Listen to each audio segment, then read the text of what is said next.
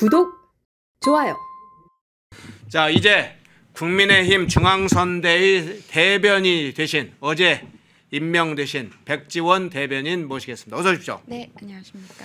드디어 중앙선대위 대변인이 되셨네요. 네. 이제 공식적인 스피커가 되겠네요. 네. 예, 알겠습니다. 네. 우선 이재명의 친중, 중종 문제 먼저 살펴보겠습니다. 네. 자, 이재명 이 친중 문제는 그간의 쉐쉐, 싱하이밍 대사 이런 이야기로 많이 우리가 회자되게 됐는데 어제 또 친중 발언을 했네요. 그래서 과거에 했던 친중 발언 그리고 어제 했던 발언 함께 섞어서 영상을 먼저 보겠습니다. 왜 중국을 찝쩍거려요? 그냥 대만에도 세스. 중국에도 쎄쎄하고 대만에도 쎄쎄하고 다른 나라하고 잘 지내면 되지. 대만하고 중국하고 싸우든지 말든지 거기에 우리하고 무슨 상관이냐 이렇게 말했습니다. 틀린 말했습니까? 일본 대사한테도 쎄쎄 하려고 하다가 못 알아들을 것 같아서 감사합니다 그랬어요. 잘못됐습니까? 자, 앞에 이 영상 중엔 두 개가 있었죠. 지난해 4.15 총선 당시 후보자 등록 마지막 날에 충남 당진에서 했던 왜 중국에 찝쩍거리냐 그냥 쎄쎄하면 되지 했던 발언과 자, 어제 대구 동성로 유세에서 제가 대만에도 쎄쎄하고 중국에도 쎄쎄했다. 뭐가 틀렸다는 것이냐 또 재차 중국에 속국을 지금 자임하는 것인지 쉐쉐 저 발언은 어떻게 평가를 하세요? 네, 제가 이게 지난 총선 때 처음 나왔던 발언으로 기억을 하고 있는데 그리고 네. 또 어제 또 이런 발언을 했습니다마는 참 얄궂다라는 생각이 들었습니다. 굳이 저런 것들을 본인이 또다시 언급을 하면서 또 뻔뻔하게 제가 잘못했느냐라고 묻지 않았습니까? 그래서 저는 본인이 틀렸느냐라고 묻기에 제가 어제 김문수 선대위 대변인으로 임명된 첫 논평에서 틀렸다라고 이재명 대표를 향해서 짚었었는데요. 네. 지금 이재명 대표는 특히 국제 정치에 대한 이해도가 전혀 없는 인물로 보입니다. 그러니까 아무 상황도 모르고 있는 것 같고요. 특히 어제 같은 경우에는 제가 여러분 몇 달 동안 말씀드렸습니다. 문재인 정부 청와대 고위 인사가 사드 기밀을 외부에 유출했었던 것, 중국 측과 시민단체 측에 유출했었던 것이 감사원에 의해서 드러났고 그 혐의로 어제 해당 인물들의 재판이 어제 시작이 됐습니다. 그런데 딱 그 재판이 시작되는 날에 또다시 중국에 굴종하는 말을 이재명 후보가 굳이 또 언급을 했던 것 자체가 저는 이런 여러 가지 상황들을 고려해서 덮으려는 의도도 있었을 것이다라는 생각이 들고요. 과거에 좌파 성향으로 유명한 황현필 강사 같은 경우에도 민주당은 왜 친중적인 부분들을 떼어내지 못하느냐랑 비슷한 취지의 발언을 한 바가 있었는데요.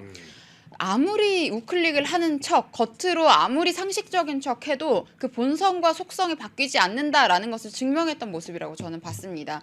특히 중국에 굴종하는 것은 지금 민주당의 아이덴티티나 다름이 없고요. 문재인 정부가 전형적인 종중 성향을 가졌던 정부였었고 여러분 기억하실 겁니다. 많은 장면들 기억하실 텐데요.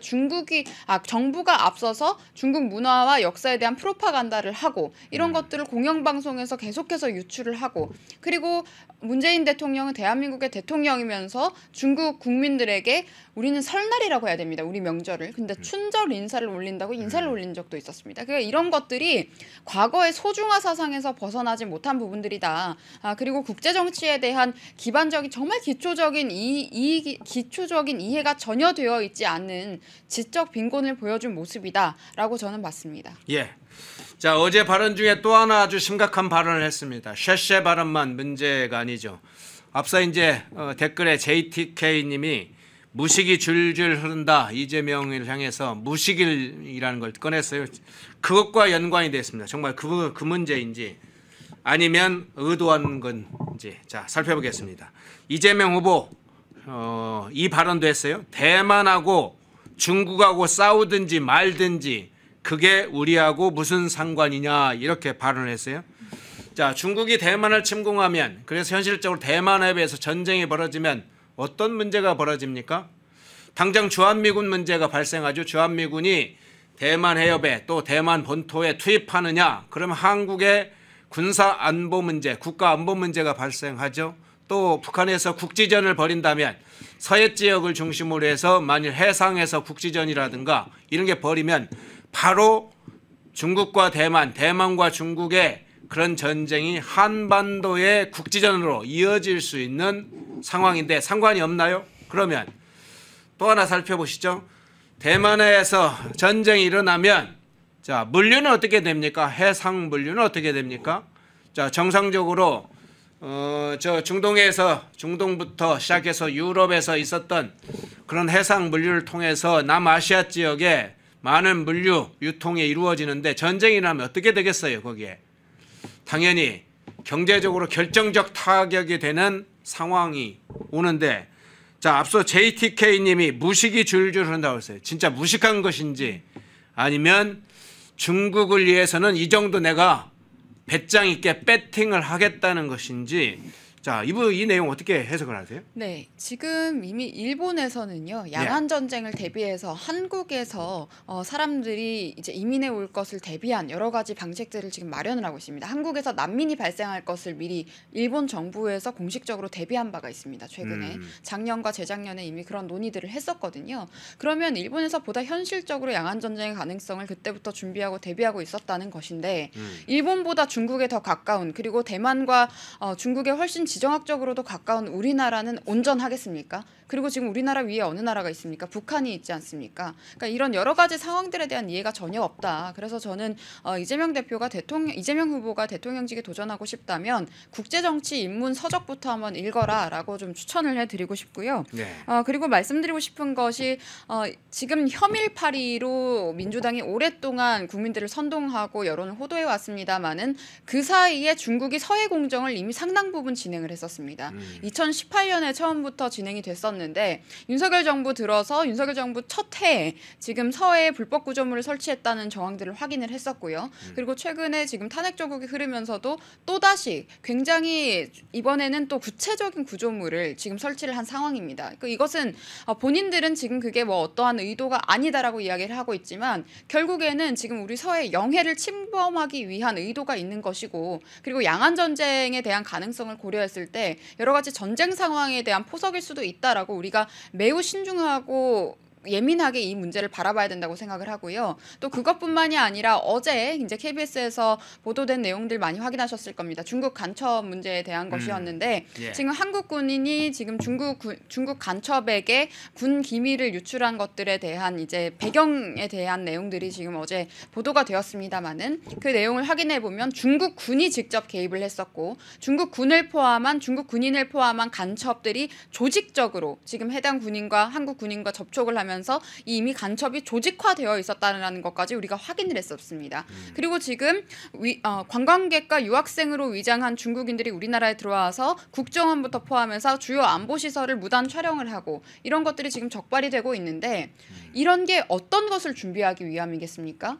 전쟁에 대한 포석일 수가 있는 것입니다. 특히 안보시설 그리고 군사시설만 표적 삼아서 이런 식으로 촬영하는 행태들은요 굉장히 위험한 것이거든요. 근데 이런 전반적인 문제에 대한 이해도도 전혀 없고 지금 국제적으로 고조되고 있는 양안 전쟁의 위험성이라거나 이런 여러 문제에 대한 이해도도 없기 때문에 이런 말을 하는 것이고, 또 한 가지 이재명이 이런 종중적인 행보를 보이는 이유는요. 중국 소분호응에 있습니다. 중국의 이제 국수주의자라고 할 수 있는데 젊은 국수주의자들인데 이 사람들이 한국 정치에 개입을 굉장히 많이 합니다. 그리고 관심도가 높은데요. 문재인 정부 때부터 그랬습니다. 박근혜 대통령 탄핵 당시에도 이런 내용들에 대해서 반드시 탄핵해야 된다라는 식으로 여론을 조성한다거나 그리고 실제로 우마오당 댓글 부대가 우리나라 대선과 총선에 개입했던 정황은 국정원에 의해서 이미 다 보도가 된 바가 있습니다. 그렇기 때문에 저는 이런 중국인들 여론까지 지금 이재명 대표가 고려하고 있는 것이 아니냐. 그리고 그런 것들을 생각했을 때는 대한민국 대통령 후보에 출마할 것이 아니라 그냥 중국 정치인으로 데뷔하는 것이 낫지 않겠냐라는 생각까지 들었습니다. 어디 홍콩 가서 출마합니까? 네. 근데 이재명의 이 발언이 지금 이제 선거 기간에 아주 민감하게 작동할 거라고 알면서도 발언을 했어요. 그러면 사실상 이재명이 대선에 승리해서 집권을 하게 되면 한중 관계가 어떤 관계로 갈지가 사실은 이제 보인다고 할 수 있죠. 아마 그간의 이제 한미 동맹 관계는 형식적으로는 지금 최근에는 한미 동맹도 중요하다, 뭐 한일 관계도 중요하다, 동맹 체제를 강화해야 된다, 뭐 이렇게 하겠지만 또 다른 측면에서는 전시작전권 환수부터 해서 차근차근히 다른 측면을 지금 민주당에서 준비를 하고 있어요. 한미 동맹의 균열을 생길 수 있는 축들을 또 한 축으로 지금 비밀리에 준비를 하고 있고 그것이 일부 드러나고 있는데 결국은 집권을 하게 되면 한미 동맹은 형식 껍데기만 남기고 한중 전략적 관계, 자 나중에는 한중 동맹 이런 것에 어떤 전략적 목표가 있다고 봐야 되겠죠. 네, 그런데 그런 전략적 목표가 있다고 하더라도 사실 네. 이재명 후보가 굉장히 무지하고 또한 무식하다라는 비판을 받을 수가 있는 것이요. 네. 지금 이제 미국 트럼프 대통령이 중국과의 협상을 통해서 중국 시장 개방을 지금 이야기를 했습니다. 중국 네. 시장 개방에 대한 성과를 이야기를 했는데 저는 앞으로 중국도 자유시장 경제의 가치를 보다 흡수할 수밖에 없는 상황이 될 거라고 봅니다.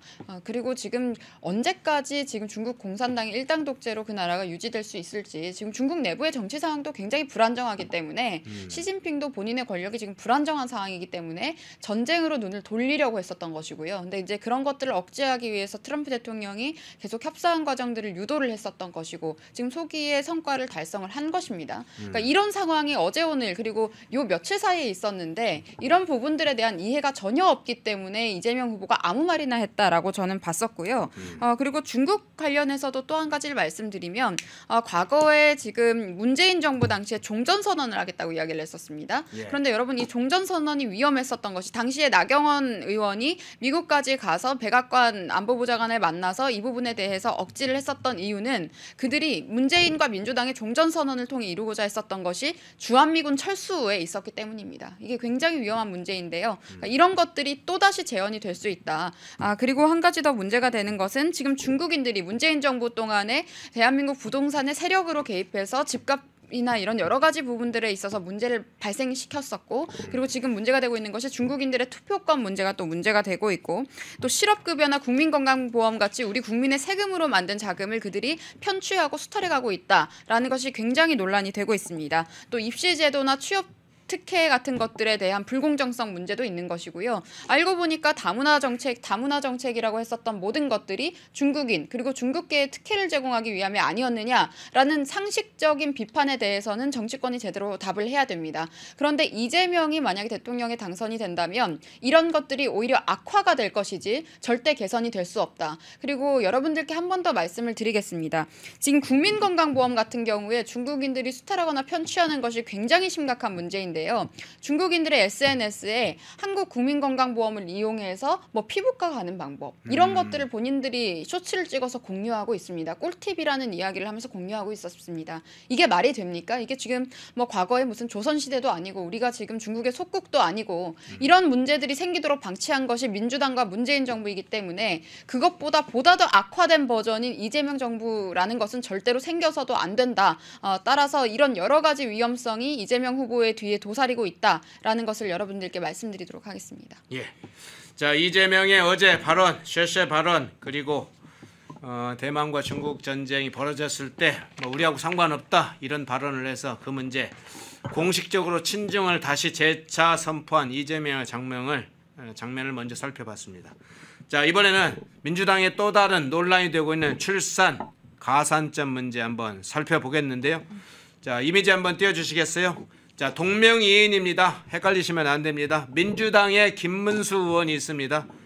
지금 김문수 후보가 아니라 민주당의 김문수 의원 동명이인임을 먼저 밝혀드리겠습니다. 여성 출산 가산점 문제 일파만파로 지금 확산되고 있는데요. 자 위에부터 한번 먼저 볼까요? 그런데 민주당 김문수 의원이 지지자에게 보낸 문자까지 SNS에 알려지면서 크게 지금 항의가 일어나고 있습니다. 자 내용 보면 여성은 출산 가산점과 군 가산점이 있을 겁니다. 군 안 간 남성은 군 가산점이 없습니다. 남녀 문제가 아니라는 겁니다. 그리고 아직 최종 공약 확정된 것이 아닙니다. 뭐 이렇게 했고 밑에 출산 가산점 출산한 여성만 여성입니까? 이렇게 문자를 답을 하는 그런 이제 점도 나왔는데 결국 김문수 의원이 민주당 선대위 직책을 사퇴를 했는데 출산 가산점 문제가 새로운 논란으로 좀 커졌네요. 어떻게 보세요? 저는 이 이슈를 민주당에서 우리 후보와 동명이인 사람이 이런 논란이 될 만한 이슈를 던진 것 자체가 전략적이었을 수 있다고 봅니다. 아, 그렇습니까? 네, 그래서 네. 여러분 이 동명이인이라는 점을 꼭 아셔야 될 것 같고요. 네. 그리고 이런 주제를 구태여 꺼내온 것은 지금 민주당 입장에서 과거에 문재인 정부 당시 그리고 그 당선되기 위한 과정에 있어서 페미파리를 굉장히 많이 했습니다. 그러니까 페미니스트 세력을 본인들이 기본으로 이제 끌고 가면서 그 세력에서 동력의 원천을 삼아 왔었는데 이번에 이제 이재명 후보 같은 경우에도 그렇고 이런 부분과 거리를 두려고 하는 움직임이 있는데 그 일환에서 나온 발언인 것 같거든요. 그런데 이런 것들이 저는 부적절한 이제 관점인 이유가 군대 문제에 대해서 우리가 군 문제에 대해서 앞으로 여성도 군대에 가는 이슈라거나 그리고 여성 기초군사훈련 같은 것들은 나경원 후보가 경선 과정에서 공약을 했었습니다. 그러니까 이런 내용들에 대해서 군대 문제, 병역 문제에 대해서도 떼어놓고 이야기를 해야 되는 것이고 출산은 저출산 문제에 대해서 우리가 떼어놓고 생각해야 되는 것입니다. 그러니까 출산이 여성의 홀몸으로 이룰 수 있는 게 아니지 않겠습니까? 남성과 여성이 결혼을 해서 출산을 이루는 것인데 이것을 여성 혼자 할 수 있는 것처럼 이야기하고 있는 것은 저는 문제적이다라고 보고요. 이 두 가지는 등치시킬 수가 없고 따로 구분해서 이야기를 해야 되는 것이고 지금 인구가 감소하고 있고 지금 병역 인구가 줄고 있기 때문에 앞으로는 성별에 관계없이 병역의 의무를 이행하는 방향성을 이야기를 한다거나 당장 도입 가능한 것들을 고려했을 때는 여성 기초군사훈련부터 우리가 시작을 하자라는 이야기를 하는 것이 병역 문제에 있어서 합리적인 이야기인 것이고요. 저출산 이슈에 대해서는 사실 민주당 때문에 우리가 저출산 시대가 온 것이나 다름이 없습니다. 그러니까 민주당이 계속해서 성별을 갈라치기를 하고 갈등을 유발하면서 성별 간의 상호 불신을 조장을 했었고요. 여러 가지 폭력적인 장면까지 노출하면서 마치 결혼이라는 것이 불행이라는 듯이 그리고 여성이 출산을 하는 순간 사실상 사망 선고와도 다름이 없다는 듯이 굉장히 조장을 많이 해왔습니다. 그렇기 때문에 저런 이야기를 민주당이 내놓을 자격은 전혀 없다라고 생각을 하고요. 저는 이 두 가지를 계속해서 등치시켰기 때문에 오랫동안 문제가 해결되지 않았다고 보고 있고 병역의 문제는 병역의 문제대로 우리가 성별에 관계없이 논의를 해야 하는 것이고 출산에 대한 문제도 당연히 결혼을 해야 출산을 하는 겁니다. 그래서 이런 부분도 있어서 남녀 모두 화합을 하는 과정들 그리고 출산을 하는 그런 여러 가지 과정들에 있어서 지금 우리 국민의힘에서도 이미 공약들을 많이 내놓지 않았습니까? 예. 그래서 부동산 문제라거나 이런 다양한 것들이 연결이 되어 있기 때문에 이런 것들을 가산점 하나로 해결할 수는 없을 것이다. 이미 그리고 우리가 주택 청약이라거나 이제 분양을 받는 과정에 있어서도 이제 자녀의 수에 따라서 가점을 준다거나 이런 정책들은 윤석열 정부에서 이미 시행을 했습니다. 그래서 이런 방향성에 있어서 충분히 지금도 여러 가지 제도들이 활용이 되고 있다라고 말씀드리겠습니다. 그래서 저는 이것은 민주당 측에서 이제 동명이인임을 이용해서 일부러 일종의 네거티브 전략을 활용했을 수도 있다라고 봤기 때문에요. 그것까지도 생각을 해야 된다. 네네. 그래서 굉장히 무의미한 이야기들이었던 것 같습니다. 예. 근데 다른 부분 한번 좀 살펴볼게요. 이게 아주 이재명 씨의 전략적으로 좀 효과를 노리려고 하는 장면인지 이 부분도 한번 살펴볼게요. 네. 이재명 후보의 10대 대선 공약 중에 이런 내용이 있습니다. 군 복무 경력 호봉 반영. 군대 갔다 오면 호봉을 좀 더 우리 호봉제라는 게 있죠. 그 반영하겠다라고 하는 것이 알려졌는데 그래서 언론에는 민주당 여성 지지층과 페미니스트의 반발이 거세게 이르고 있다 이런 거였어요. 이것도 이제 흘리는 여론인지도 살펴봐야 됩니다. 그래서 이들이 이제 주장하는 것이 민주당이 군 가삼제 도입하려 하는 거냐, 여성 차별 정책이다 하면서 민주당을 비판하고 있다. 뭐 이런 이제 기사들이 나오고 있어요.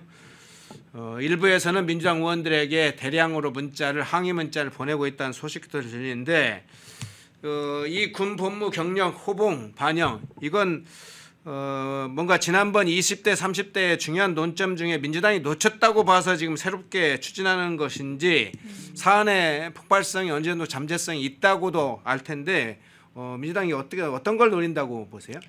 사실 이런 이야기를 하는 것이 지금 시점에서 큰 의미가 없습니다. 네. 저희 경선 과정에서 나경원 후보의 공약 중에 군 가산점제 부활이 있었는데요. 그게 어떤 의미로 들어가는 것이냐면 저희가 여성 기초 군사 훈련을 이야기를 하지 않았습니까? 그렇게 네. 하면서 이제 결국에 우리가 목표로 할 것은 성별에 관계없이 병역의 의무를 이행하는 그런 것들을 지금 목표로 하고 있는 것이기 때문에 그렇게 되게 되면은 이제 군 가산점제라는 것이 기존의 군대를 갔다 온 분들과 그리고 그리고 앞으로 갈 분들에 대해서 또 해당이 되는 것이고 그리고 여성과 남성을 이거는 구분짓는 정책은 아닙니다. 여성 부사관이 있지 않겠습니까? 여성 부사관이 있는데 사병은 안 되는 이유가 무엇이냐라는 이야기들도 오랫동안 있어왔기 때문에 이게 그리고 사병에만 국한하는 것도 아니고 군 경력이 있는 분들에 대해서 이야기를 하고 있기 때문에요. 여성 장교나 부사관은 있지 않습니까? 그래서 이런 부분들을 다방면으로 봐야 되는 것이고 이게 저는 이재명 후보의 10대 대선 공약 이 내용이 참 미흡했다라고 생각하는 것이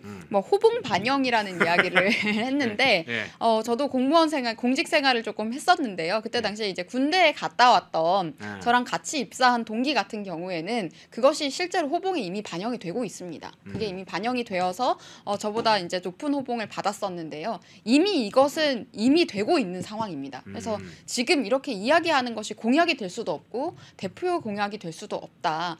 그리고 군 가산점제 취지에 대해서 크게 이해를 아예 못하고 있는 것 같습니다. 그러니까 지금 또 포퓰리즘을 이용해서 페미니스트들과 거리두기만 한번 해보려는 생각인 것 같은데 그렇게 한다고 해서 지금까지 여성을 팔아서 장사를 해온 민주당의 본질이 사라질 수는 없는 것입니다. 그리고 지금 여성 관련 단체들의 얼마나 많은 이권들을 제공해 왔습니까? 그런 여러 가지 유착관계에 대해서 국민이 모르지 않습니다. 그래서 이 부분에 대해서 그리고 만약에 당신들이 이제 여성가족부나 이런 것들을 비판하고자 한다면 여성가족부를 만든 김대중 대통령에 대한 비판부터 한번 해보십시오. 그거 못할 것 아닙니까? 따라서 민주당이 갑자기 젠더 이슈에 대해서 아는 척하면서 오히려 또다시 갈등을 촉발시키는 모습들은 전혀 진정성이 없고 그리고 시기적으로도 굉장히 뒤처졌기 때문에 특히 젊은 층에서 전혀 이슈가 될 것이 없습니다. 아, 이슈가 안 된다. 네, 그리고 본인들의 지지층만 읽는 것이지 아무도 저 말을 또 믿지도 않습니다. 그렇군요. 자, 출산 가산점 문제로 좀 주제를 좀 다뤄봤고요. 이제 조국당과 민주당의 뭐 좀 이렇게 서로 안 맞는 게 좀 다시 발생한 것 같습니다. 한번 그 상황 한번 살펴보겠습니다. 조국당 유세 문구를 한번 살펴보겠는데요. 그거 한번 띄워주시겠어요? 자, 조국당이 유세 문구를 만들었는데 유세할 때 이 문구를 사용을 해라. 또 뭐 현수막으로도 만들 수도 있고 뭐 그러긴 할 텐데 후보가 없으니까 그렇게까지는 안 하고 여러 다른 행사장이라든가 여러 곳에서 사용을 하겠죠.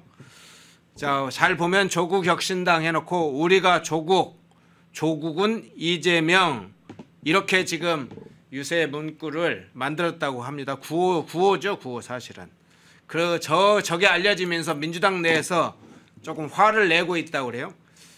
이유가 왜 그런가 했더니 아니 조국을 자꾸 이재명하고 똑같이 연관시키면 어떠냐. 이 조국이 어떤 사람인데 지금 구속되어 있는 조국한테 뭐 이런 이야기가 좀 나온다고 그래요. 어떻게 보세요? 네, 그리고 또 이재명이라는 이름이 지금 조국보다 아래에 있지 않습니까? 아, 그 다시 네. 한번 띄워주시죠. 네, 그러네요. 배치한 것 자체가 아, 이것은 순서가. 네, 이게 어떠한 파워 게임의 의도가 있나 잘 모르겠습니다만은 네. 조국은 이재명이라는 워딩에서 이재명이라는 이름이 아래에 배치된 것도 저는 의도가 있다고 생각을 해요. 이런 것들은 특히 시각적인 자료에 있어서는 모든 것에 의도가 담겨 있기 때문에 디자인에 그런 의도가 지금 이재명 지지층에서는 그런 것들을 엿봤기 때문에 더더욱 불쾌했을 것 같고 조국이라는 이름에 대해서 긍정적인 생각을 갖고 있는 사람들은 조국혁신당 당원밖에 없습니다.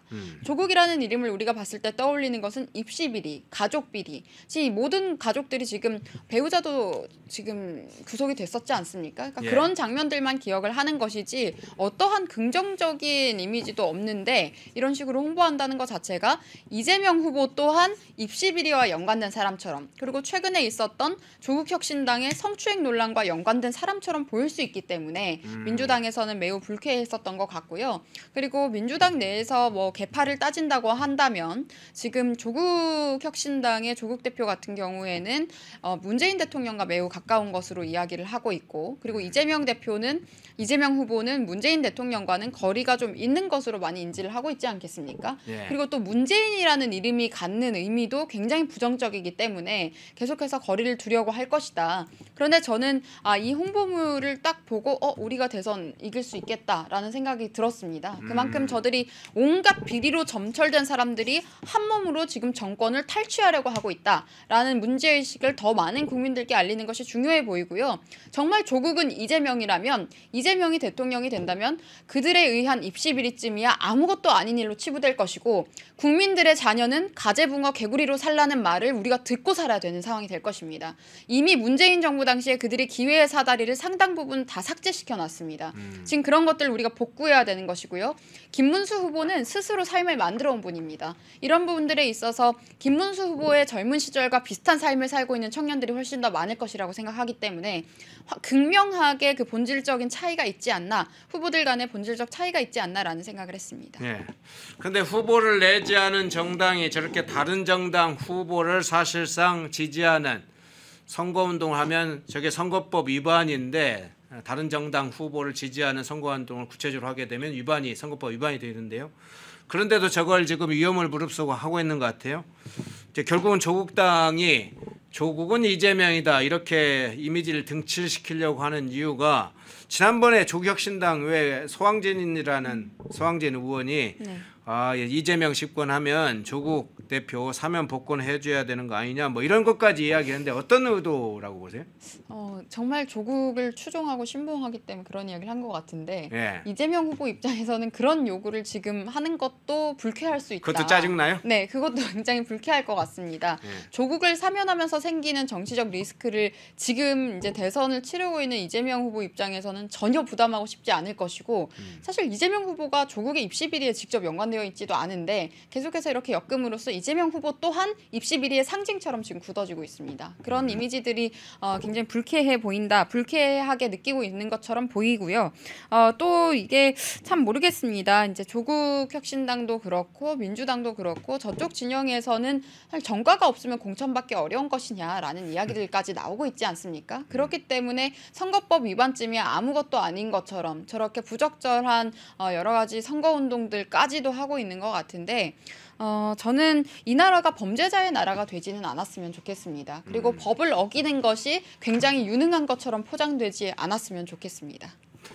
예, 조국당 구호에 부글부글한다는 민주당. 자, 좀 짜증은 나겠네요. 네, 그 장면 살펴봤고요. 자, 이제 한동훈 문제 좀 살펴볼게요. 한동훈 전 대표, 한동훈 전 후보라고도 하죠. 네. 목리가 계속되는 건데요. 목리가 할 때는 이유가 있어야 될 텐데. 자, 지금 대선 본격적으로 선거운동하고 있는데 선대위에도 참여를 안 하고 선거운동 안 하고 오히려 윤석열 대통령 뭐 절연해라, 탄핵 반대 사과하라, 김문수 후보를 향해서 이런 요구만 계속 쏟아내고 있습니다. 자, 이 장면들 어떻게 보시고 계세요? 저는 한동훈 전 후보가 비대위원장 시절부터 지금까지 했던 것은 그냥 윤석열 대통령 흠집내기밖에 없었던 것 같습니다. 당원 게시판에 한동훈 전 후보와 동명이인이었던 그 당원 게시판에 모 아이디가 했었던 것처럼 그냥 악플다는 악플러 수준으로 계속해서 발언을 하고 있는 것 같은데요. 저는 이런 행위를 정치라고 분류하지 않습니다. 정치적 행위라고 볼 수도 없고, 나경원 의원이 말씀을 하셨습니다. 이번 경선 과정에서 후보로 참여를 했었던 나경원 의원이 지금 한동훈 후보, 그리고 한동훈 전 후보, 그리고 홍준표 전 시장, 그리고 한덕수 국무총리에 대해서 지금 이제 우리가 힘을 모아야 한다. 지금 내부 총질, 특히 한동훈 전 후보를 향해서 내부 총질을 자제하고 지금 함께 싸워야 한다. 이것은 체제 전쟁이다라는 문제의식을 계속해서 말씀하신 바가 있습니다. 그래서 이런 문제의식을 알아야 될 것 같고요. 아무리 본인이 라이브 방송하고 할머님들께 칭찬받는 게 좋다고 하더라도 이재명이 대통령이 되면 그런 것들도 하기 어려워질 겁니다. 상당 부분 자유가 통제되는 감시국가가 될 수 있기 때문에 본인이 좋아하는 과자 먹는 라이브 방송도 하기 힘들어지기 때문에요. 그런 사실들을 좀 알아야 할 것 같고요. 윤석열 대통령에게 그렇게 계속해서 악성 안티팬처럼 행동을 한다거나 어떻게 보면 악질적인 스토킹 수준으로 지금 그렇게 나쁜 말들을 계속해서 해내고 있는데, 그런 것은 본인의 정치적인 업적이 될 수도 없을 뿐더러, 그리고 앞으로를 우리가 생각을 했을 때도 이 선거 국면에 오히려 이재명의 대변인과 같은 모습을 보여주는 것입니다. 그래서 선관위에 굳이 합류하기 싫다고 하더라도 3주간은 무건을 해야 하지 않을까. 굳이 합류하고 싶지 않다면. 근데 참 이게 대조적인 것이요. 안철수 의원 같은 경우에는 그러니까 한동훈 후보와 마찬가지로 탄핵에 찬성했었습니다마는 지금 선거운동에 있어서 매우 적극적으로 임하고 있습니다. 그리고 이 선거가 체제전쟁이라는 문제의식도 공유를 하고 있기 때문에 이런 부분에 봤을 때 사실 안철수 후보가 지금 굉장히 오히려 호평을 받고 있는 상황이다. 그리고 앞으로 이런 행동이 사실 정치의 전부라고 착각하시는 것 같아요. 그러니까 정치의 개념이 지금 아직 명확하지 않으신 것 같은데 이런 행동만 해서는 더더욱 입지가 좁아질 수밖에 없을 것이다. 그리고 국민이 이미 정치인에 대해서 기대하는 기준이 굉장히 높아져 있습니다. 그래서 그런 부분들을 고려했을 때 스스로 얼굴에 침을 뱉는 행동들을 한동훈 전 후보가 계속 하고 있는데 선거에 대해서 저는 이번 선거에 대해서 돕지 않은 사람에게 다음 당권이 가기는 어려울 것이다라는 점을 꼭 알아야 할 것 같습니다.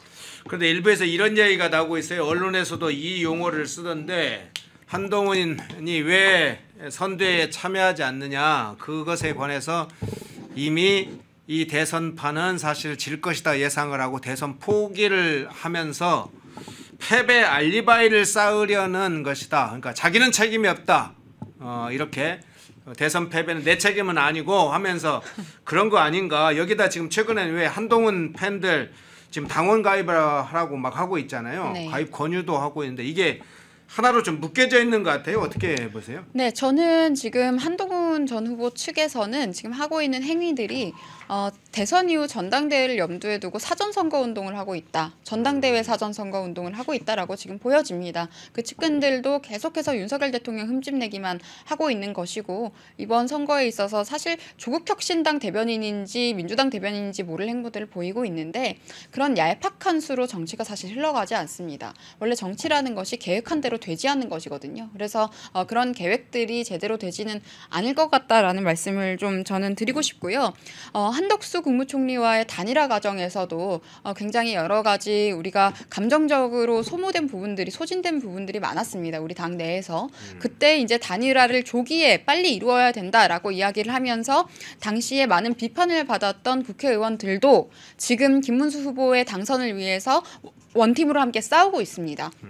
이제 그런 분들도 그때 당시에 선제적인 단일화를 이루자고 했었던 것이지 이제 그런 부분들에 있어서 당연히 후보가 확정되었기 때문에 선거운동에 임해서 우리가 반드시 이겨야 한다라는 그런 목표를 가지고 지금 함께 하고 있거든요. 박소영 의원 같은 경우에도 지금 부산에서 굉장히 선거운동을 활발하게 진행을 하고 있기도 하고 지금 이런 부분들을 우리가 알아야 할 것 같습니다. 근데 한동훈 후보는 전혀 지금 대선이 뭔지 감도 안 오시는 것 같아요. 지난 대선 때도 기여한 바가 전혀 없는 분이기 때문에 그런 부분들에 대한 이해가 없으신 것 같은데 이런 정말 치열한 체제 전쟁에서 단 하나도 기여한 바 없는 사람이 사실상 민주당 대변인과 같은 역할을 했던 사람에게 당권이 주어지는 일은 없을 것입니다. 그것은 당원들을 기만하는 행위고 국민들을 기만하는 행위이기 때문에 이런 소위 굉장히 치졸한 행태들을 우리 당에서 더 이상 보고 싶지 않다. 그리고 당원들께서도 굉장히 지금 많은 비판 목소리를 내고 계세요. 그래서 본인들을 좋아해 주시는 할머님 외에 다른 당원들에 대한 목소리도 반드시 들어야 될 것 같다. 우리 당에 대한 당적을 유지할 것이라면 그렇게 해야 할 것 같다. 그리고 이번 경선에서 임했던 후보로서 전 후보로서 확정된 후보인 김문수 후보에 대해서 지지를 하고 그리고 함께 선거운동을 하는 것은 당연한 책임이고 책무이다라는 점을 꼭 말씀을 드리겠습니다. 예. 경기를 하고 경기가 끝나고 나면 그것을 승패를 인정하는 것이 기본적인 모든 선거 주자들의 정신이죠. 스포츠도 스포츠 정신이 있습니다. 더군다나 대선의 경우에 경선에 참여했다면 본인도 경선에 참여해서 단합을 강조하고 이재명을 물리치자라고 해놓고 정작 본인이 똑 떨어지니까 이재명을 물리치자고 했던 그 주장은 어디로 가고 그 지금 공격의 화살을 김문수 윤석열 대통령한테 돌립니까? 참 한심한 일이 아닐 수 없습니다. 자, 이 문제와 함께 마지막 주제 이병태 교수 잠깐 투항했던 장면들 한번 살펴보겠습니다. 이병태 교수가 지난번에 페북에 여러 가지 내용을 썼는데 다 보여드릴 수는 없고 저 한번 볼까요? 압축하면 이재명이 통합과 경제 정책을 잘 할 것 같다 이런 거고요. 자, 김문수 후보는 부정선거 음모란 자니까 자기는 동의할 수 없다. 호랑이 굴에 들어가서 한번 싸워보겠다. 토사구팽이 돼도 감수하겠다. 자유개혁 선수라고 또 이야기를 하시고 앞서 저 밑에 보면 이재명 캠프가 문재인 정부와는 다른 통합과 정통 경제 원칙에 입각한 경제 운영을 심각하게 고민하고 있다고 누군가가 설득을 해서 자기가 동의를 했다. 뭐 이런 식의 이야기를 했습니다. 그런데 저 주장을 하면서 이재명 성캠프에 합류하겠다, 조인하겠다 뭐 이랬었죠.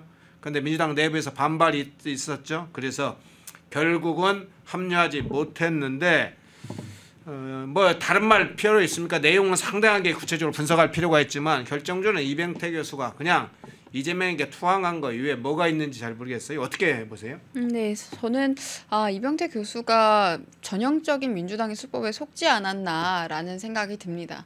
지금 이제 민주당에서 어떤 이야기를 했을지 모르겠지만 이재명의 본질이 바뀌지 않는다는 부분을 간과했었던 것 같고요. 그리고 지금 이병태 교수에 대해서 민주당이 이렇게 호의를 베푸는 척 했었던 이유는 홍준표라는 이름을 활용하기 위해서였다고 봅니다. 예. 그런데 그 이제 소위 낚시 수법에 걸려들었던 것이 아닌가 라는 우려를 좀 표하고 싶고요. 또 홍준표 시장 같은 경우에는 정치 은퇴를 선언하신 이후에 지금 다소 여러 가지 장면들을 좀 보여주고 계시지 않습니까? 이제 입장이나 메시지 같은 것들을 조금 분출을 하고 계신 상황인데 이런 것들 또한 저는 부정적으로 작용을 할 수가 있다라는 생각이 듭니다. 그런데 다만 지금 민주당이 유도하는 프레임은 무엇이냐면 홍준표 후보의 지지자들은 모두 이재명을 지지한다라는 프레임으로 본인들이 주도권을 가지고 가고 홍준표 후보를 지지했던 지지층을 흡수하기 위해서 저런 선전선동을 하고 있는 것이거든요. 예. 그런데 지금 홍준표 캠프에서 모든 사람들이 지지를 하는 것이 아니고요. 이제 일부 조직이 과거에 이현주 의원이 우리 당에 있었던 시절에 지난 대선 경선 때 홍준표 캠프 소속이었습니다. 그랬죠. 그렇다 보니까 이제 일부 이제 내부 실무팀들 같은 경우에 지지 선언을 했었던 것 같은데요. 홍준표 후보를 지지했던 사람들이 모두 다 이재명을 지지하는 것도 전혀 아니고 홍준표 캠프에서 대변인을 했었던 이성배 아나운서 같은 경우에는 중앙선대위에 합류를 또 했습니다. 김문수 선대위에 합류를 했기 때문에 이런 부분들은 우리가 명확히 해야 될 것 같습니다. 물론 경선 과정에서 또 단일화 과정에서의 여러 가지 우리가 힘든 과정들을 거쳤다 보니까 탈당을 하시고 이렇게 하셨던 분들도 계시기는 합니다만 홍준표 후보께서도 경선 과정에 인터뷰를 한다거나 토론할 때 말씀하셨습니다. 이재명과 같은 중범죄자가 대통령 되면 안 된다라고 말씀을 하신 바가 있기 때문에 아무리 혼란스러운 상황들이 다소 생겼다고 할지라도 내부적인 갈등이 처음에 다소 생겼다고 할지라도 그런 본질은 이번 대선에서 바뀌지 않는다라고 보고 있습니다. 예. 마지막으로 그 지금 말씀하시는 그러면 홍준표 후보 캠프에 뭐 참여했다가 지금 당시에 이제 정책총괄본부장을 맡았던 이병태 교수는 결국은 뭐 이재명 지지 선언을 사실상 한 셈이 됐는데 그 말고 지금 일부 이제 팬클럽들이 지지 선언을 했어요. 한 10명 정도가 네. 했다고 좀 알려져 있잖아요. 본질적으로 이제 이분들은 다 체제 전쟁이 뭔지를 잘 모르시는 것 같은데 이번 선거가 단순히 뭐 후보들 좀 바꿔치기 하면 끝나는 걸로 생각을 하는 것 같은데 특정 정치인의 줄서기 차원의 선거 운동이라고 봐야 될지 그리고 팬클럽들 지지선하니까 민주당에서 국민통합이 절반 정도 달성했다 뭐 이런 식의 또 멘트를 하더라고요. 어떻게 보세요? 네, 그럴 의도로 일부 세력들을 그렇게 본인들이 포섭을 한 겁니다. 그런 식으로 선전하기 위해서 그렇게 포섭을 해 간 것인데 그런데 지금 정책본부장이었나요? 지금 네. 이병태 교수가 정책본부장이었다고 하지만 홍준표 캠프에서 이번에 미디어본부장을 했었던 이상규 당협위원장 같은 경우에는 지금 본인의 지역구에서 김문수 후보를 위한 선거운동에 굉장히 열심히 하고 있습니다. 그러니까 이런 것들도 우리가 그럼 알릴 필요도 있겠다라는 생각이 들고요. 무엇보다 지금 홍준표 전 시장께서 이제 메시지를 내는 과정에 있어서 이런 것들을 좀 지양해야 하지 않을까라는 생각이 듭니다. 이렇게 하면은 본인이 가장 우려하셨던 이재명 같은 중범죄자가 대통령이 되는 세상이 될 수가 있다. 그렇게 됐을 경우에 한두 사람이 지금 피해를 보는 상황이 생기는 것이 아닙니다. 그러니까 국민의 자유가 빼앗기는 상황이 생길 수가 있고 앞으로 우리 미래 세대가 특히 홍준표 시장을 많이 사랑하고 지지했었던 젊은 세대들에게 암흑기가 문재인이 만들었던 그런 재앙적인 암흑기보다 더 지독한 암흑기가 닥칠 수가 있습니다. 그래서 이런 부분들에 대해서 어른으로서 잘 숙고를 하시고 또 청년들을 위한 나라를 만들기 위해서 힘을 실어주셨으면 하는 바람입니다. 예. 자, 국민의힘 중앙선대위 대변인 맡으시고 첫 출연인 것 같습니다. 네. 백지원 대변인이었습니다. 고맙습니다. 네, 감사합니다. 펜앤마이크와 광동이 함께 구독, 좋아요. 계속 암살 테러 선거 마케팅을 하고 있는 그건 또 어떤 일일까요? 그거 한번 살펴보겠습니다. 자, 최근에 김민석 의원 등 민주당 의원들이 계속 최민희 의원 뭐 이 사람들이 이재명 후보가 암살 위협에 있고 7건이 수사 중이다. 그래서 한번 띄워주시죠. 자, 민주당이 지금까지 암살 테러 제보 7건 수사 중이다. 지금 이미지 띄워주시죠. 예. 자, 이 기사에서도 나옵니다. 그간에 뭐 저희가 여러 번 들었었죠. 이재명 암살 테러 제보 7건 수사 중이다. 근데 경찰이 뭐라고 했을까요? 경찰이 입장을 밝혔어요. 경찰은 이 후보 신변 위협과 관련된 사건을 접수하지 못했다. 국민의힘 나경원 공동선거대책위원장이 경찰청에서 제출받은 자료에 따르면 지난 14일 기준 이재명 후보 신변 위협과 관련된 고소고발 진정 등 사건이 하나도 없었기 때문이다. 이러는데요. 그것뿐만이 아닙니다. 이 사건을 담당하는 서울경찰청 강력범죄를 담당하는 경찰청이군요. 서울경찰청이 아니라 경찰청 형사국 강력범죄 수사과에서도 이런 얘기를 했어요. 이 후보 암살 저격 테러설에 대한 경찰의 인지 여부 및 사실관계 파악 시도 여부, 수사 착수, 진행 현황 이것이 어떻게 되냐. 그러니까 경찰청으로 고소고발 진정 등 접수된 사건이 없다. 경찰청에서도 지금까지 이재명 민주당이 계속 7건이나 있다 그랬는데 한 건도 지금 접수된 건이 없다. 자, 송건 평론가님, 이 상황을 어떻게 해석을 해야 됩니까? 일단 그 진화를 하고 있어요. 진화. 예. 이렇게 테러 위협을 받고 있다는 건 진화를 하는 것이 제일 처음에 그 이재명이 본인이 뭐 연평도 꽃게밥이 될 뻔했다 이런 이야기를 했잖아요. 예. 그래서 그 논란이 일어나는데 그 다음에 이제 나왔던 것들이 러시아제 근총이 밀반이 됐다 이렇게 이야기를 했어요. 그 다음에 지금 나오는 것은 근총뿐이 아니고 저격용 괴물 소총, 저격용 소총까지 밀반이 됐다. 말하는 사람마다 다 달라요 지금. 다 다른데 이게 그냥 단순히 어떤 그 뭐 신변 위협을 뭐 가장을 해서 방탄 조끼를 입고 다니고 심지어 그 이야기도 했더라고. 그 대통령 경호처가 나를 좀 경호해 달라는 이야기를 했어요. 예. 아니 대통령 경호처를 없앤다고 했던 사람이 이재명입니다. 이재명이 대통령 경호처 저번에 그 뭐 불법적인 체포영장 그거 뭐 막았다고 경호처 없앤다고 했는데 갑자기 경호처가 가장 그 믿을만 하니까 나를 경호해 달라 이런 이야기를 하고 있어요. 그런데 이게 저는 그 목적이 있다고 봅니다. 뭐냐 하면은 이 본인이 이재명이 계속 지금 내란 프레임으로 선거를 치르고 있지 않습니까? 예. 그래서 내란이 끝나지 않았다 이 이야기를 계속 하잖아요. 하니까는 거기서 장단 맞춰서 나오는 이야기가 HID, OB가 뭐 좀 노리고 있다. 그리고 HID가 그때 그 계엄 사태 때 등장을 했잖아요. 예. 그래서 이제 그런 그 잔당들이 이제 이재명이 표현 대로 잔당들이 여전히 이 내란을 2차, 3차 내란을 벌이고 있다. 그래서 그 일환으로 나를 그 테러를 하려고 한다. 이 프레임을 계속 걸기 위해서 제보를 빙자해서 이야기를 계속 하고 있는 것이죠. 그런데 실제로는 뭐 본인들이 7건을 수사 중이라고 했는데 이게 도대체 경찰이 이제 그런 사실이 없다고 확인을 했지 않습니까? 국회에 공식적으로 확인을 했어요. 나경원 의원 질의에 대해서. 그러면 과연 수사를 누가 하고 있다는 거예요? 본인들이 하고 있다는 건가요? 본인들이 자체적으로 제보를 조작하고 그 뭐 수사를 하고 있다는 건지 이 상황에 대해서는 그 다음부터 이제 민주당의 입장이 아직 안 나오고 있죠. 그 경찰의 그 이런 그 반응에 대해서 어떤 입장이 나오는지도 좀 지켜봐야 될 것 같아요. 예. 저는 이 말씀을 꼭 좀 드려야 될 것 같아요. 이번에 이재명 후보의 이 선거 전략을 보면서 이게 일종의 국내에서의 선거 전략인가 아니면 미국이나 이른바 선거 전략을 하는 국가가 미국 뭐 프랑스 정도 있을까요? 영국도 있을 수 있고 이런 쪽에 외부 컨설팅까지 좀 작동되고 있는 거 아닌가? 외부 컨설팅. 예, 이런 생각이 들어요. 왜냐하면은 지금 저격을 받는다라는 이런 부분도 그렇고 지금 PK 지역을 다니면서도 민주당 옷은 일체 입질 않아요. 그러니까 완전히 사복을 입고 있거든요.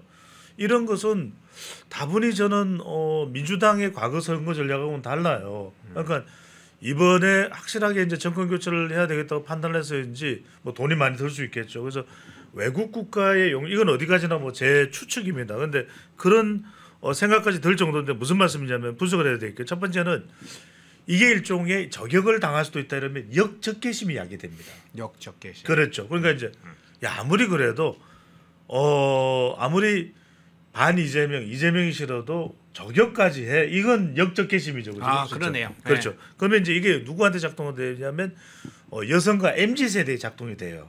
그다음에 두 번째는 뭐냐면 앞서는 후보지만 동정 여론을 이끌어낼 수 있습니다. 이게 이른바 웩드도 미국에서 말이 앞서는 후보지만 오히려 더 연민을 가지게끔 만들어 버리거든요. 그러면 동정 여론이 일어나면서 일부 60대까지도 자극을 합니다. 그렇지 않습니까? 일부 60대 지금 보면은 뭐 홍사 뭐 이렇게 나오는 반응들도 일종의 이런 일련의 사항들과 연결될 수도 있다는 것이고 세 번째는 뭐냐면 자 한번 생각해 보십시오. 지금은 저격을 대비하고 있잖아요. 그런데 정말 위협을 가할 것 같지도 않은 그냥 누가 잠깐 뭐 이렇게 휴대폰으로 이렇게 위에서 흔든다 하더라도 그걸 위협으로 느끼는 사람들이 굉장히 많아요. 이 말은 뭐냐면 이런 작은 스몰 이벤트가 있어도 이번 저 사람이 저격을 하려고 했어. 뭐 테러라느냐 뭐 이런 네. 거요. 네. 그러면서 펜앤드 마이크 저녁 7시 뉴스를 알려드립니다. 오늘 이재명 후보의 유세 현장에서 한 유권자가 휴대폰이 커 보입니다. 흔들면서 폭력을 행사하려고 했다라는 혐의를 받고 이 뉴스가 뜨면 어떻게 되겠습니까? 그러면 이 판세 굳어져 버려요. 이른바 이게 미국 선거에서 이야기하는 프리즈 전략입니다. 얼어붙게 만드는. 네. 그러면 이 판세에는 어떤 식으로든 바꿀 수가 없어요.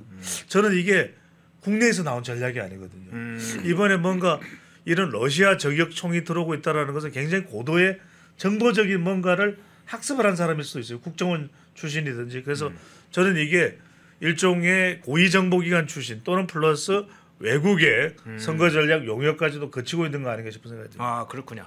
자 국정원 출신들이 많이 그 안에 있으니까 여러 이제 아마 작품들도 만드는데 능한 사람들도 있겠죠. 그런데 송평론가님 일부에서는 이런 얘기합니다. 지난번에 트럼프 후보가 저격을 2차례 당했을 때 이미 트럼프가 당선됐다 뭐 이런 얘기가 있었잖아요.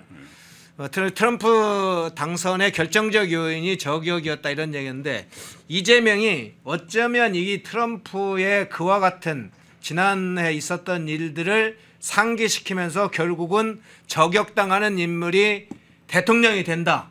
이런 사실은 선거 마케팅을 쓰는 것이다. 이런 분석도 좀 일부 있거든요. 어떻게 해석을 하세요? 그렇죠. 뭐 일종의 공포 분위기를 조성을 하는 건데 예. 공포심을 이제 조장을 해서 그러니까 어떤 피해자 코스프레를 하는 거죠. 이렇게 계속 이야기하는 것이 그 전에 그 노상원인가요? 예. 그 어떤 좀 황당한 그 메모 있었지 않습니까? 아 기무사령관이요? 예, 예. 그 황당한 메모 그 전 정보사령관가 그랬죠. 아, 예. 그 황당한 메모를 근거로 마치 이것이 사실인 것처럼 계속 이야기를 하고 있어요. 민주당 그 좌파 패널들 중에서도. 근데 그것을 아주 극대화시키는 것이 이재명이 앞장서서 그거를 그 업무인데 그거를 극대화시키고 있는 것이죠.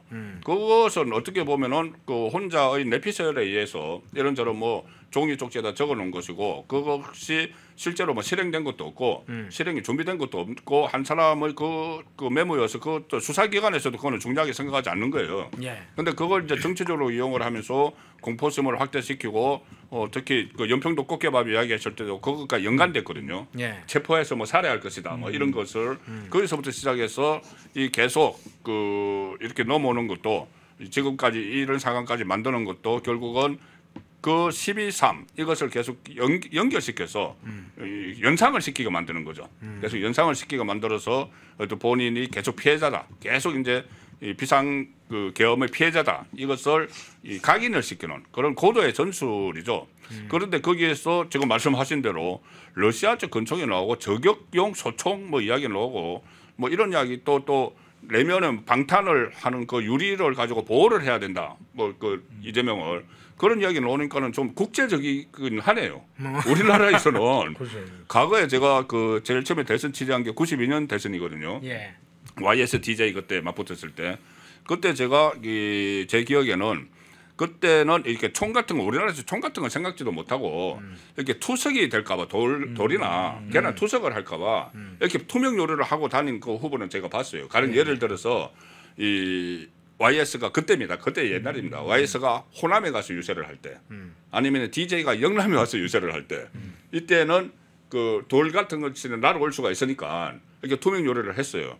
그리고 우리나라에서 총기 규제가 얼마나 엄격한데 이게 어떻게 총기가 반입이 됩니까? 그러니까 총기 반입, 러시아제 근총, 적용용 소총까지 놓는 것은 아마 좀 국제적으로 놀아본 사람이 기획을 했을 수도 있다는 생각이 드네요. 제 이야기 들으니까. 예.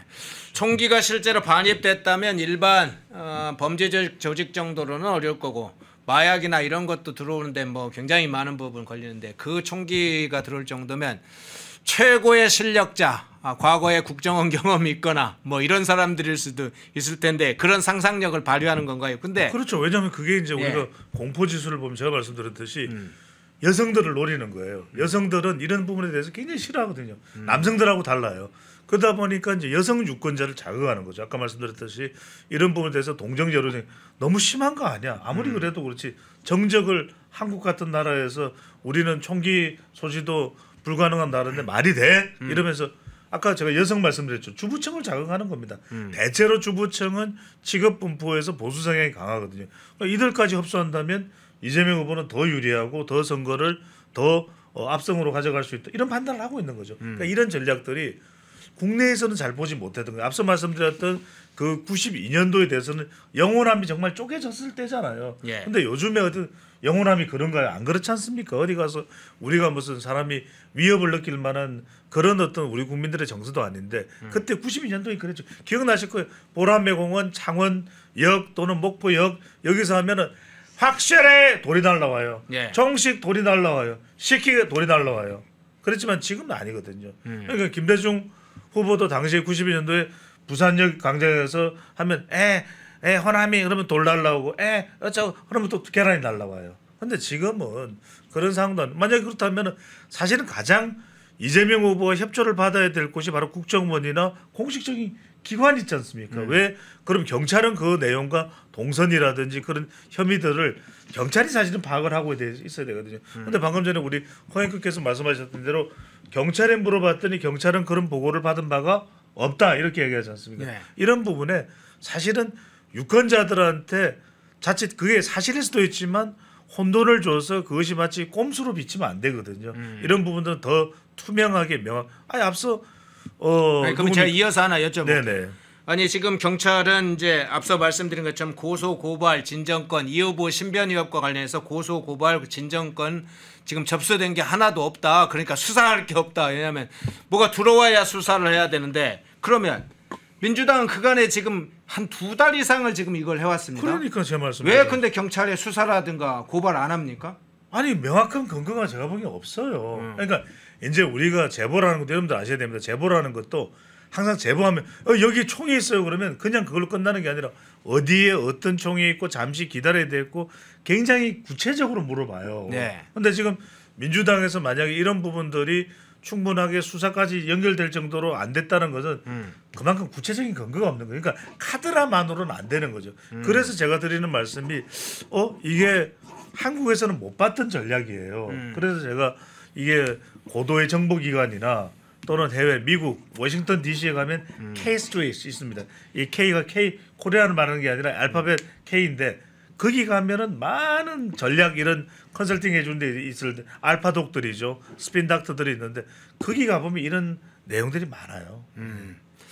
송 부부장님 이게 이제 카드라일 형식은 이제 카드라일 가능성이 있는데 발원지는 있을까입니까? 사실은 어느 곳에서 이것을 처음으로 이렇게 시작한 곳이 있을 텐데 그 발원지를 찾아보면 이게 단순히 그냥 술자리에서 우연히 나왔던 게 아니라 어쩌면 어떤 것을 목적으로 해서 유포하는 그래서 겉으로는 그냥 상당한 신빙성이 있는 것처럼 만드는 일종의 자작극 형식의 형태가 사실 어느 발원지로부터 시작될 가능성도 있지 않습니까? 저는 그 분명히 있다고 봅니다. 예. 그 어떤 그 중심축이 있어서 거기서 이렇게 일종의 역할 분담을 해주는 거라는 게 싶은 것이 예. 의원들마다 그 자기가 제보를 받았다고 몇 명의 국회의원들이 이야기를 해요. 민주당 의원들이 이야기를 하는데 내용이 조금씩 다 다릅니다. 뭐 소총 이야기를 하는 데도 있고 무슨 뭐 저격용총도 이야기를 하는 데도 있고 뭐 다른 뭐 테러 이야기하는 것도 있고 다 다른데 한 그 어떤 그 중심에서 센터에서 이렇게 역할을 지금 분산을 해주기 때문에 그런 그 서로 이제 다른 이야기를 테러라는 공통점은 같지만은 그 방식에 대해서는 다른 이야기들을 조금씩 하고 있거든요. 예. 그러면 어디서 이것을 이제 통제를 한다고 봐야 되고 특히 전현희 의원이 어떤 이야기를 했냐면은 그때 부산 가덕대에서 이재명 후보가 피습당했을 때 예. 그때 국정원이 개입을 한 흔적이 있다고 이야기를 했어요. 그래서 본인들이 집권을 하면은 그 사건을 다시 조사하겠다고 이야기를 했거든요. 예. 그러면은 국정원이 개입을 했다고 하는 것은 결국 국가기관이 나서서 그 이재명에 대해서 위해를 가하려고 했었다. 이것과 지금 이 상황을 자기들이 막 그 어떻게 뭐 시민 보호를 해야 된다고 하고 뭐 초청이 도입됐다고 하고 연결시키는 거예요. 그러면 이것을 전체 맥락으로 보면은 좀 어떻게 보면 이어져요 이게.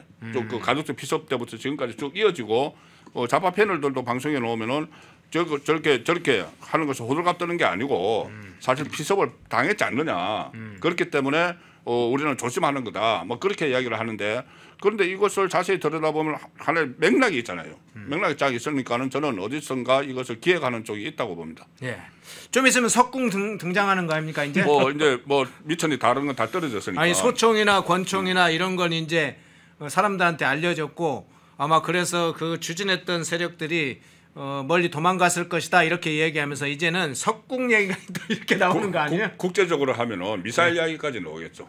그런데 선거운동 이 정도로 심각하다면 이재명 선거운동 하지 말고 지금 한 뭐 격차도 본인들이 보기에 크다고 하는데 선거운동 하지 말고 그냥 그 유튜브만 하면 되는 거 아닙니까? 아니 그러니까 그래서 불분명하다라는 거예요. 네. 이게 이제 사실은 이 정도 러시아 저격총이 들어왔다. 그리고 또 우리 특수부대 이 출신이 그건 굉장히 민주당에서 주장하는 설명하는 내용을 보면 구체적이잖아요. 근데 그 내용들이 경찰에는 접수가 안 됐다는 거예요. 사실은 그렇다면은 이 저격에 대응하는 팀이라는 게 다 있어야 되거든요. 예. 근데 그렇지 않다라는 것을 다분히 좀 글쎄 뭐 이제 하기는 더 해봐야 되겠습니다만 정확하게 다분히 선거 전략적인 의미도 담고 있는 거 아닌가. 그래서 의심할 수밖에 없는 것이고 방금 전에 이제 허인국께서 말씀하셨던 대로 그렇다면은 사실은 이 정도로 위협을 느낀다 그러면 대외 행보 못 하거든요. 예. 그런데도 보면 지금 거침없이 뭐 광폭 행보 아닙니까? 뭐 쭉 호남 한 바퀴 다 돌고 그리고 사실 사복을 입고 다니고 그러니까 그런 부분들이 어떻게 보면 일반인들하고 더 뒤섞일 수 있기 때문에 위험할 수 있거든요. 근데 그런 부분들이 왜 저는 구체적으로 설명이 안 되는지 납득이 돼야 되거든요. 예. 그러니까 지금 뭐 이 지기현 판사를 윤계상이라고 이야기한다든지 생때를 쓴다든지 또는 저격총으로 뭐가 저격인지 여론 저격인지 이런 부분에 대한 명쾌한 설명이 있어야 되겠죠. 예. 자 댓글에 보니까 봉거리님은 미사일 나오겠네 하고 김주성님은 왜 공습은 안 하냐 그렇고 유영복님은 이제는 수류탄 나올 차례다 그렇고 문성님은 핵폭탄 나오겠네요. 네, 등장하는 무기들이 많네요. 자, 그 장면 살펴봤습니다. 암살 테러 제보 이게 단순할까? 상당히 계획된 작품은 아닐까? 카더란 형식으로 마무리 짓겠지만 실제로는 어느 곳에서 사실은 앞서 이제 우리 배종찬 소장님이 무엇을 노리고 아까 역적개심 문제나 연민 문제나 여러 가지를 이야기해 주셨는데 이게 국제적인 마케팅까지 연관되는 그런 상황까지 분석을 해 주셨네요. 예. 주제를 바꿔보겠습니다. 좀 시끌벅적한 화제 하나 좀 다뤄보겠습니다. 홍준표 총리설. 자, 그 한번 띄워주시겠어요? 자, 뉴스원에서 보도했던 내용이 있습니다. 이재명 당선 시 총리 홍준표 고려하고 있다. 뭐 홍측에서는 제안이 있었다 이런 얘기도 있었고요. 매일경제신문은 이재명 당선 시 초대 국무총리 홍준표 그런데 홍준표 측에서는 그런 사실 없다. 일축했다. 뭐 그런 사실이 없는데 지금 왜 이상한 얘기 하느냐. 상반된 보도가 지금 나오고 있습니다. 뉴스원 매일경제 나오고 있는데 민주당도 공식적으로는 부인을 했습니다. 그런 거. 그런데 일단 이 부분에 관해서 우선 송 평론가님 사실관계 측면에서 볼 때 어느 쪽에 조금 더 무게 중심을 둡니까? 저는 어느 정도 좀 구체화가 됐던 것 같습니다. 예. 왜 그러냐면은 지금 보도에 따르면은 이재명의 밀사가 그 홍준표 전 시장 쪽에 가서 제안을 한 것이 그때 5월 초 연휴 때 장기간 연휴 있었지 않습니까? 어린이날 부처님 오신 날 해서 그 연휴 때라고 이야기를 하는데 홍준표가 그 2강에 올라가지 못하고 탈락한 게 4월 29일이었거든요. 네. 4월 29일인데 그 직후에는 그다지 좀 경선 과정에 대해서 문제 제기를 하지는 않았어요. 그런데 연휴 이제 제한이 있었던 연휴가 지나면서 홍준표의 말과 이재명의 말을 보면은 굉장히 그 죽이 맞아요. 한마디로 죽이 맞습니다. 홍준표는 계속 물론 민주당에서 국민의힘에서 이 단일화 과정에서 좀 그 마찰은 있었지만은 그렇게까지 막 돌아서서 이것은 사기 경선이다. 그 이야기를 규정을 하고 그리고 본인이 30년 동안 몸담았던 국민의힘을 막 비판을 하잖아요. 막 비난을 하고 두 번이나 탄핵당한 정당에 이제 정남이가 떨어진다. 그런데 두 번 탄핵당했을 때 본인이 전부 다 대선 후보로 나섰거든요. 예. 그러니까 그 명분이 없는 이야기들이에요. 그리고 뭐 여기서 내가 마이너였다 이렇게 이야기하는데 마이너가 아니고 당 대표 2번 했고 대선 한 번 진짜 본선 나갔고 한 번 예선을 했고 그다음에 뭐 경남시장 했고 대구시장 했고 근데 마이너 아니죠. 근데 계속 그런 식으로 일부러 정을 떼는 거예요. 정을 떼는 시도를 보였고 또 특히 어제는 뭐라고 했냐면은 이 본인은 정계 은퇴를 한 것이 아니고 국민의힘을 은퇴를 했다는 이야기를 했어요. 국민의힘을 은퇴를 했다. 그런데 이제 다시 돌아갈 수 있는데 국민의힘은 안 가겠다는 이야기죠. 그러면은 이것이 마치 뭔가 이재명 쪽과의 이 어떤 밀담이 있었으니까 이런 게 나오는 것이 아닌가 싶고 이재명도 그 순간 이후 그 연휴 이후부터 이 유세를 다니면서 계속 홍준표를 막 띄워요. 창원에 가서는 심지어 뭐 홍준표 같은 사람과 같이 일해보고 싶다는 취지로만 이야기를 하거든요. 네. 그러다가 이 보도가 딱 나오니까는 제가 보니까는 앞뒤가 좀 맞아 떨어지는 거예요. 그런데 막상 보도가 나오니까 이것을 뭐 인정을 할 수는 없죠. 나중에 어떻게 뭐 실제로 실제가 되든지 안 되든지. 그래서 저는 일단 뭐 다른 평가는 놔두고 이 그런 그 서로 간의 그런 교감은 있었다는 것은 좀 확실해 보입니다. 예. 구체적으로 몇 사람들의 이름이 나오고는 있습니다. 그분들 자신들이 뭐 그렇게 움직였다 이 얘기는 안 하고 있는데 일부 민주당층 의원들과 일부 관계자들이 움직였다. 홍준표 측에서도 어떤 사람들이 만난 적은 있다. 이래 나오는데 그러면 이제 이게 완전 낭설은 아니라고 보이기도 하네요. 저는요 무슨 말씀을 드리고 싶은지 하면 3차원 분석을 해봅니다. 네. 홍준표 전 시장으로 빙의를 해보면 첫 번째는 저는 총리예요. 예. 자, 대통령을 꿈꿨던 사람이 자리를 욕심내고자 한다면 대통령이 이제 선출받아야 되는 총리밖에 돼 있어요. 실제로 윤석열 전 대통령과 지난 총선 이후에 만났을 때에도 총리 자리를 제의받았다라고 그렇죠. 이야기되지 않았습니까? 예. 이번에도 총리예요. 그런데 이게 따지고 보면 홍준표 전 시장으로서는 정말 꿈을 이루는 겁니다. 대통령은 못했지만 두 번째 이재명 후보로서는 정말 최고의 필살기 카드예요. 그리고 완전히 보수를 그냥 아수라장으로 만들어 놓고 그리고 정작 임명 안 해도 돼요. 임명 다 해놓는다고 큰 소리 다 쳐놓고 정권을 만약입니다. 만약에 잡는다고 했을 때 제가 뭐 해준다고 해서 꼭 믿었어요? 이렇게 될 수도 있잖아요. 네네. 두 번째는 뭐냐면 저는 막 믿었는데 우리 안 된다 그러네 우리 의원들이. 그럼 어떡할 거예요? 그건 뭐 다른 수가 있습니까? 이미 이 사람은 만약입니다. 대통령이 됐고 국회에서 결정할 텐데. 두 번째는 뭐냐면 저는 냄새예요. 지금 냄새가 납니다. 왜? 아니 하와이로 갔으면 네가 가라 하와이 내 많이 묻다 아이가 이러면 장동건은 아무 말도 안 해요. 근데 하와이 간 홍 전 시장은 왜 이렇게 말을 많이 하죠? 그러니까 지금 완전히 이 말이 본물 터졌어요. 네네. 처음에 몇 마디 하다가 뭐 막걸리 이야기 이재명 이 후보의 또 이른바 이관계 이간질 그러죠. 러브콜. 그런데 지금은 민주당에 갈 걸 그랬었네 이러잖아요. 그러니까 이게 뭐냐 냄새가 나는 겁니다. 세 번째는 뭐냐 이런 것에 대해서 일축을 했어요. 나는 아니다 그랬잖아요. 지금 얼마나 힘듭니까? 아무리 김문수가 싫어도 그래도 경선에서 뛰었고 서약을 다 했지 않습니까? 우리 펜 앤드 마이크에서 다 보도했지 않습니까? 그러면 지금이라도 저는 들어와야죠. 하와이는요 바로 들어올 수 있습니다. 바로 들어올 수 있습니다. 지금 우리 방송 보면서 표 끊으면요 지금 오늘 내로 들어올 수 있습니다. 한국 시간 오늘 내로 들어올 수 있어요. 그래서 그렇게 해야 됩니다. 내가 잘못 생각했다. 예. 내 막 목숨이 다할 때까지 문수 형님 돕는다.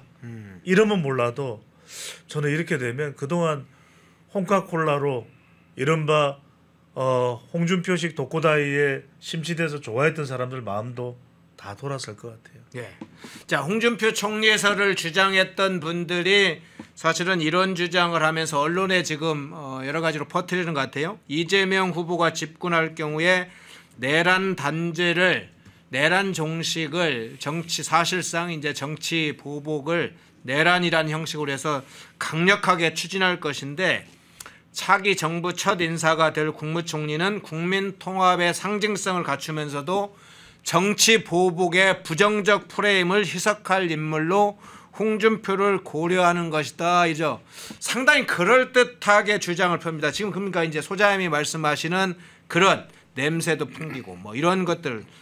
이건 저 평소평가님. 예. 짧게 말씀드릴게요. 네. 짧게 말씀드릴게요. 이게 우리 존경하는 송국근 선배님 말씀이에요. 왜냐하면 이게 제가 계속 분석하는 건 뭐냐면 이게 EJ 전략입니다. 네. 그래서 저는 이거는 미국이나 또는 고도의 정보기관의 컨설팅이 아니라 전통적인 사회주의 국가 스타일이에요. 이른바 커뮤니스트 파티에서 하는 방식이 뭐냐면 EJ 전략이죠. 이건 또 중국이 과거에 많이 썼는데 뭐냐? 자, 우리가 차도 살인이라 그러나요, 그죠? 칼을 빌려 그럴 때 이 이른바 내란 이 격파를 할 때 민주당이 한다 그러면 얼마나 여론이 들끓겠어요. 아이고 뭐 대선 때는 통합한다고 그 카드만은 뭐 실제로는 아니네 이럴 거 아닙니까? 경상도에서 난리가 날 거예요. 근데 네.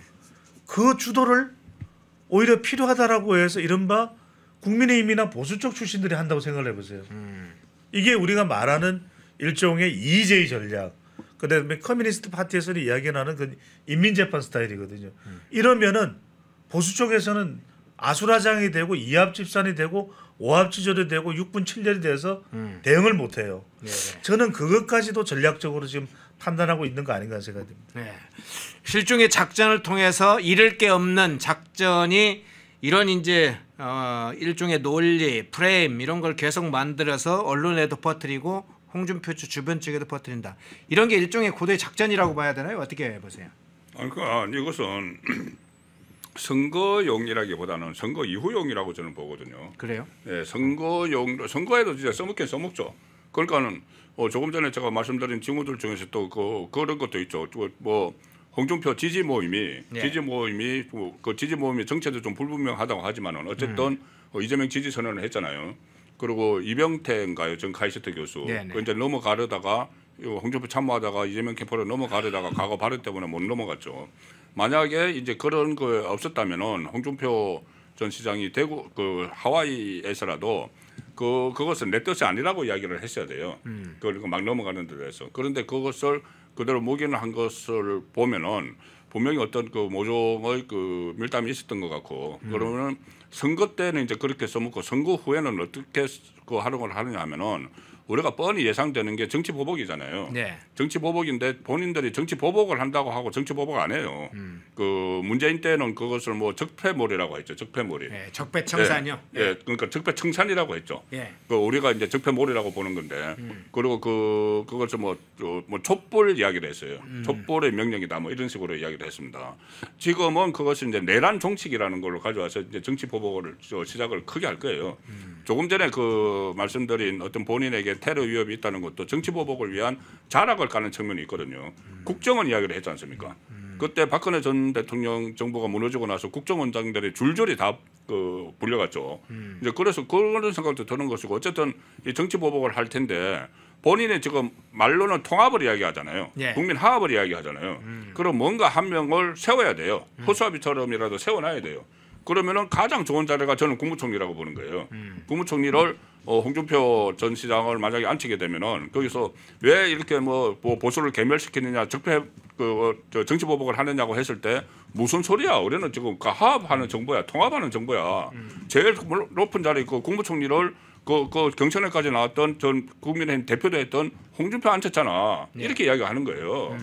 그러면은 그런데 실제로 지금 대통령제 하에서 국무총리 할 일 없습니다. 대통령을 어떤 권한 부여 안 하면은 그냥 의전 총리라고 하잖아요. 의전 총리, 대독 총리, 예. 대독 총리, 의전 총리를 이제 활용을 하는 거죠. 그리고 실제로 넌 그 정치 보복을 다 그 뭐 내란 정치 프레임으로 진행을 하면서 일종의 포장용으로 지금 홍준표 전 시장을 데리고 가려고 하는 것 아닌가 싶어요. 펜앤마이크와 광동이 함께 준비한 광동 녹용 구독, 좋아요. 자, 최진영 변호사님 연결을 할 건데요. 최 변호사님의 활동이 요즘 왕성합니다. 여러 가지 신속하게 여러 현안들에 대해서 상황 파악도 하시고 현장에도 가시고 또 여러 가지 분석도 아주 조목조목 하고 있는데 최진영 변호사님 연결되면 좀 연결됐다고 알려주세요. 혹시 연결됐습니까? 네, 반갑습니다. 최진영 변호사님 어서 오십시오. 반갑습니다. 네, 반갑습니다. 최진영입니다. 예. 우선 첫 질문을 좀 대법원 앞에서 규탄대회 했던 거 조희대 대법원장 관련된 사안을 먼저 다룰 텐데요. 네네. 예, 그 영상을 먼저 잠깐 보고 바로 좀 질문을 좀 드리겠습니다. 영상 보고 오겠습니다. 국회의원님들이 해도 너무한다. 우리가 이 대법원을 보호하기 위해서 왔습니다. 법치주의를 보호하기 위해서 왔습니다. 대법원장까지 탄핵하고 청문회하고 또 특검법 만들어가지고 협박하고 검사, 검찰총장 자기 수사한 사람 다 협박하고 지금 선관위 자체도 자기들 마음대로 다 하고 이거 지금 용서해서 되겠습니까? 아마 다음번 대상은 바로 언론이 되는 겁니다. 자기들한테 안 좋은 거 보도하는 사람 다 탄핵해서 언론사 문 닫겠다 이렇게 나오지 않겠습니까 여러분? 예, 조희대 대법원장을 지금 공격하지만 다음에는 언론이 타겟이 될 것이다. 그렇게 김문수 후보가 얘기했는데 어제 사법부 소 및 민주당 규탄대회를 대법원 앞에서 했는데 어제 김문수 후보께서 이런 얘기했습니다. 법관은 범죄자의 협박 대상이 아니라 국민이 보호해야 할 대상이라는 것을 보여주기에 이 자리에 왔다. 이번 대선은 독재를 막hy한 거룩한 애국행위다.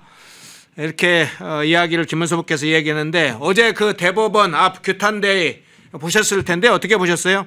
네, 저희 사무실에 가까운 곳이 대법원이라서 현장에 제가 갔었고 김문수 후보님이 사저우를 토하시면서 사법부를 침탈하는 세력과 사법부의 독립을 지지하는 세력 간의 이 어떤 치열한 전쟁 상황 이 부분을 아주 너무나 좀 감동적으로 마이크를 잡고 말씀해 주셨습니다. 특히 아시다시피 헌법 69조에 보면은 대통령이 취임하면서 선서했는 내용이 있습니다. 나는 헌법을 수호하고 국가를 보위한다라고 되어 있습니다. 누가 헌법 수호자인지를 보여주는 그런 대법원 앞 규탄 대회였다라고 말씀드리고 싶은데요. 아시다시피 이재명을 비롯한 민주당은 지금 사법부의 독립을 파괴하고 절대 황제로서 등극하기 위해서 사법권을 무력화하는 시도를 지금 하고 있지 않습니까? 그 반면에 김문수 후보님 같은 경우에는 이 사법부의 독립이야말로 선진 어떻게 보면은 민주주의의 핵심이다라는 말씀을 하면서 예전 같은 경우에는 뭐 본인도 사실 사법부에 의해서 뭐 유죄 판결도 받고 했습니다만 그 사법부의 판단은 다 존중하고 그에 따른 고초를 다 겪은 분 아니겠습니까? 그런데 이제는 이재명은 본인이 아직까지 무죄 받고 이럴 때는 아무런 소리 안 하다가 본인이 유죄 판결 받고 이제 별 떨어지게 생겼으니까 갖은 수를 다 써서 자기에 대한 특혜를 받는 이런 입법적인 행동을 하는 것 속에서 국민들이 누가 대통령감인가를 알 수 있는 자리였고 또 하나 일일이 손을 잡아주는 모습을 김문수 후보님이 보여주셨습니다. 거기에 한 50명 국민의힘 국회의원뿐만 아니고 많은 시민들이 나와서 김문수 후보님을 연호했는데 본인의 말씀을 전하고 나서 차에 타기 전에 일일이 선거운동하고 지지 나오신 분들의 손을 잡아주는 모습을 봤는데요. 방탄복 입고 접근 금지시키는 이재명과 일일이 손을 잡아주는 이런 김문수 후보 모습이 특히 대비되는 그런 오이였던 것 같습니다. 그런 인간적 차이도 느꼈습니다. 그렇군요. 아주 현장에 가서 그 상황을 그냥 체감을 하셨군요. 아주 네네, 그냥 맞습니다. 예, 아주 현장에 가서 김문수 후보 사자 후를 아주 격정적으로 연설하는 장면도 살펴봤다고 하는군요. 자, 근데 지금 최근에 민주당이 각종 악법 뭐 한두 건은 아니지만 이전에도 계속했지만 최근에는 아예 이 법안 자체들이 이 사법부 자체를 흔들거나 이재명의 범죄를 사실은 면소하는 이런 악법들을 계속 발의하고 국회 법사위에서 일방적으로 막 통과시키고 있잖아요.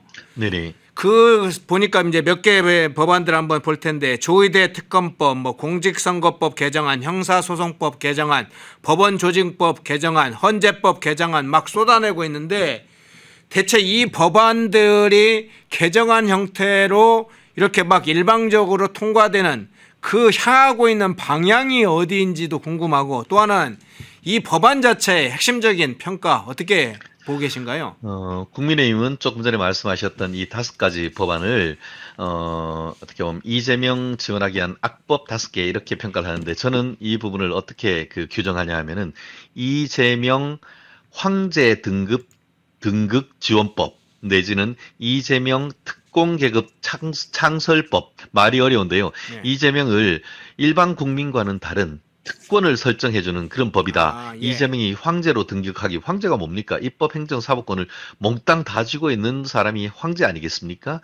그런 법을 만들고 있다라고 할 수밖에 없습니다. 사실 민주당은 180석 같이 연대를 한다고 하면 196까지 해서 사실상 헌법 개정 외에는 모든 것을 다 할 수 있는 사실상 절대 반지를 끼고 있는 건 아니겠습니까?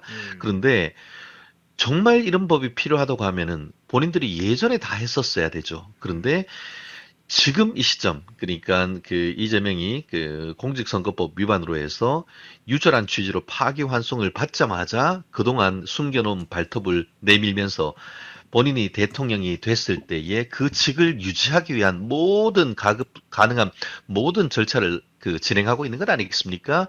근데 이제 대표적인 것이 이재명 특권계급 창설법. 이게 뭡니까? 본인에 대해서 지금 공직선거법으로 해서 기소가 됐는데 그 허위사실 공표죄가 보면은 뭐 경력이나 학력 이런 부분을 허위로 기재하는 것 이외에 행위란 부분이 있는데 이번에 돌아가신 김문기 씨와 골프를 쳤다 아니다. 그리고 또 백현동과 사건과 관련해 가지고 국토부가 협박했다, 압박했다, 아니다. 이것은 행위에 관한 부분이잖아요. 딱 이재명이 기소된 범죄와 관련되는 죄를 사후적으로 무력화시키는 이런 부분은 쉽게 말하면 이렇게 하는 거예요. 아니 이재명이 그럼 예컨대 뭐 이건 가정적인 겁니다. 거기서 이재명이 뭐 살인죄를 저질렀다라고 하면 그럼 살인죄를 없애겠습니까? 그렇게 그러면은 법을 없앤다고 해서 그 앞에 있었던 행위가 없어지는 겁니까? 아니잖아요. 예컨대 뭐 간통죄라든가 아니면 낙태죄 그런 부분은 계속 합헌이 났지만 최종적으로 이제 국민들의 어떤 인식이 바뀌는 그런 어떤 사정 변경이 있음으로써 그 범죄가 헌법재판소로부터 위헌 결정을 받아서 이제 법이 폐지되고 그에 따라서 기소가 됐던 사람들도 면소 판결을 받지만 이거는 무슨 상황성의 변경이 있습니까? 지금 이 시간에도 공직선거법 위반으로 해서 허위사실 적시 특히 행위 부분과 관련해 가지고 기소가 되고 처벌되는 사람들이 있고 헌법재판소에서도 수차례 그 부분이 합헌이라고 결정됐음에도 불구하고 오직 단 한 가지 이재명 후보가 그것으로 기소가 됐고 대법원에서 사실상 유죄 선고가 받았던 이유 그거 외에 무슨 이유가 있습니까? 이제는 헌법보다도 더 위에 있는 존재가 이재명이 되는 것이 아니냐 그런 비판은 너무나 당연하고 정당하기 때문에 이러한 무도한 헌법 침탈 주장을 막기 위해서 그 바쁜 와중에 다른 일정 다 취소하고 대법원 앞에 와서 김문수 후보님이 사자후를 토하는 것은 너무나 정당하고 그리고 그 어떤 것보다도 헌법을 수호하기 위한 헌법 수호자로서의 역할에 충실했던 어제의 하루였다고 평가합니다. 그렇군요. 계룡산도인님이 이렇게 댓글을 주셨어요. 3주도 못 참고 발작질하는 것은 너는 뭐냐 이랬는데 이 질문 한번 드려볼게요. 그러니까 네네. 대통령 선거가 사실은 뭐 지금으로 하면 이제 20여일도 안 남았습니다. 네네. 3주 저 그냥 대략 3주도 조금 안 되는데 19일, 네, 20일, 19일 정도 남았습니다. 예, 민주당 의원들이 이렇게 3주도 못 참고 발작질하는 이 하이에나 때처럼 이렇게 달려들어서 서둘러 이 악법들 아까 황제 등급 지원법이라고 그랬는데 네. 이렇게 막 서둘러 통과시키는 이유는 뭐라 보세요? 이재명 일병 구하기 아니겠습니까? 그 외에 다른 뭐를 지금 어떤 식으로 해석이 가능합니까? 다른 해석이 가능하다고 하면은 민주당에서 저한테 다른 해석을 좀 가져왔으면 좋겠습니다. 다른 어떤 그 명분은 되지만 그 명분이 국민들을 설득할 수가 있겠습니까?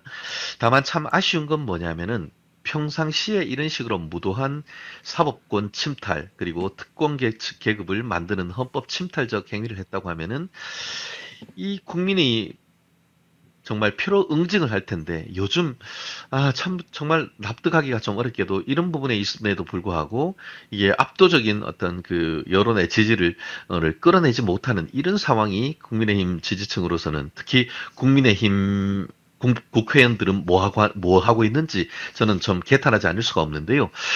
그렇기 때문에 이렇게 무도한 견제가 제대로 없기 때문에 이런 무도한 입법 정말 위헌적 입법을 만들어내는 건 아니겠습니까?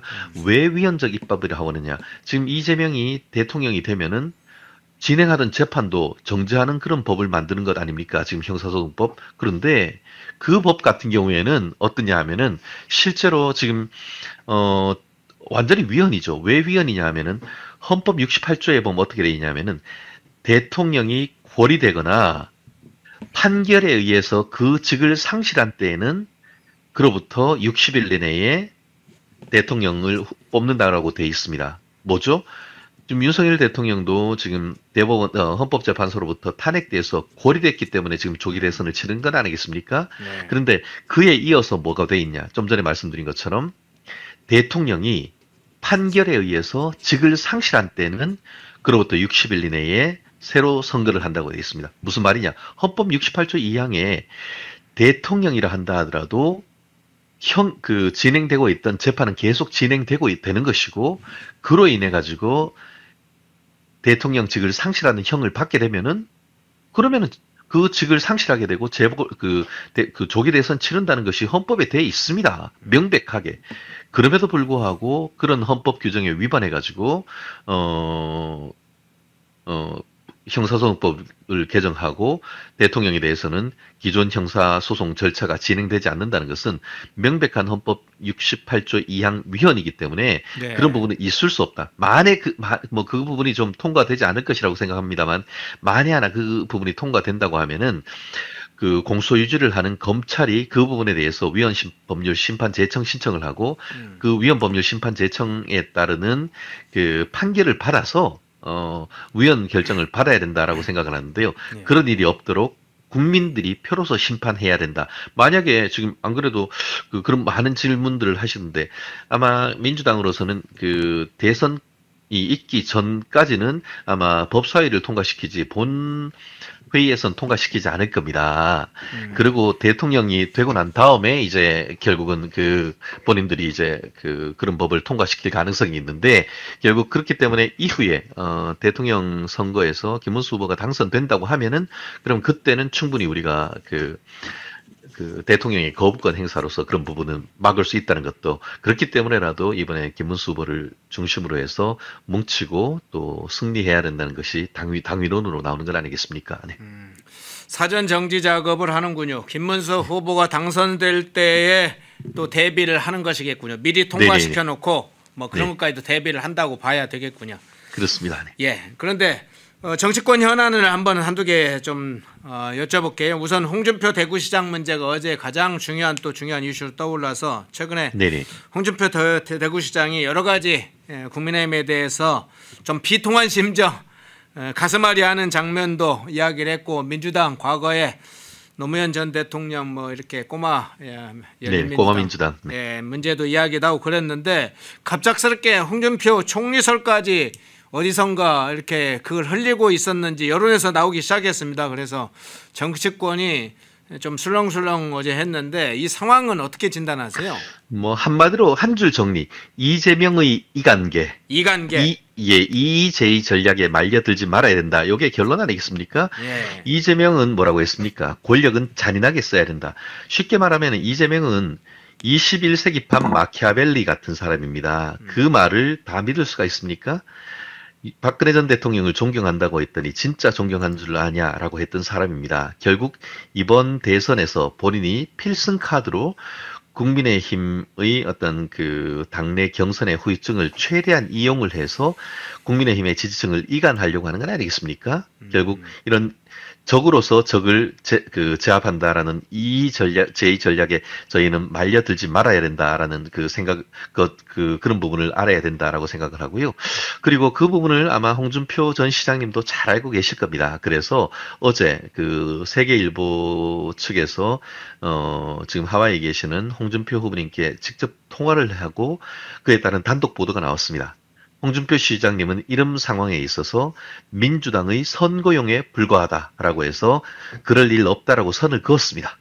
그리고 또 국민의힘에서도 지금 모 국회의원이 특사로, 후보 특사로 지금 하와이로 오늘 출발하는 것으로 알고 있습니다. 네. 단합의 시간인 것이지 분열의 시간이 아니다. 그리고 더 나아가 이재명의 그런 분열계, 최근에 어떤 일이 있었습니까?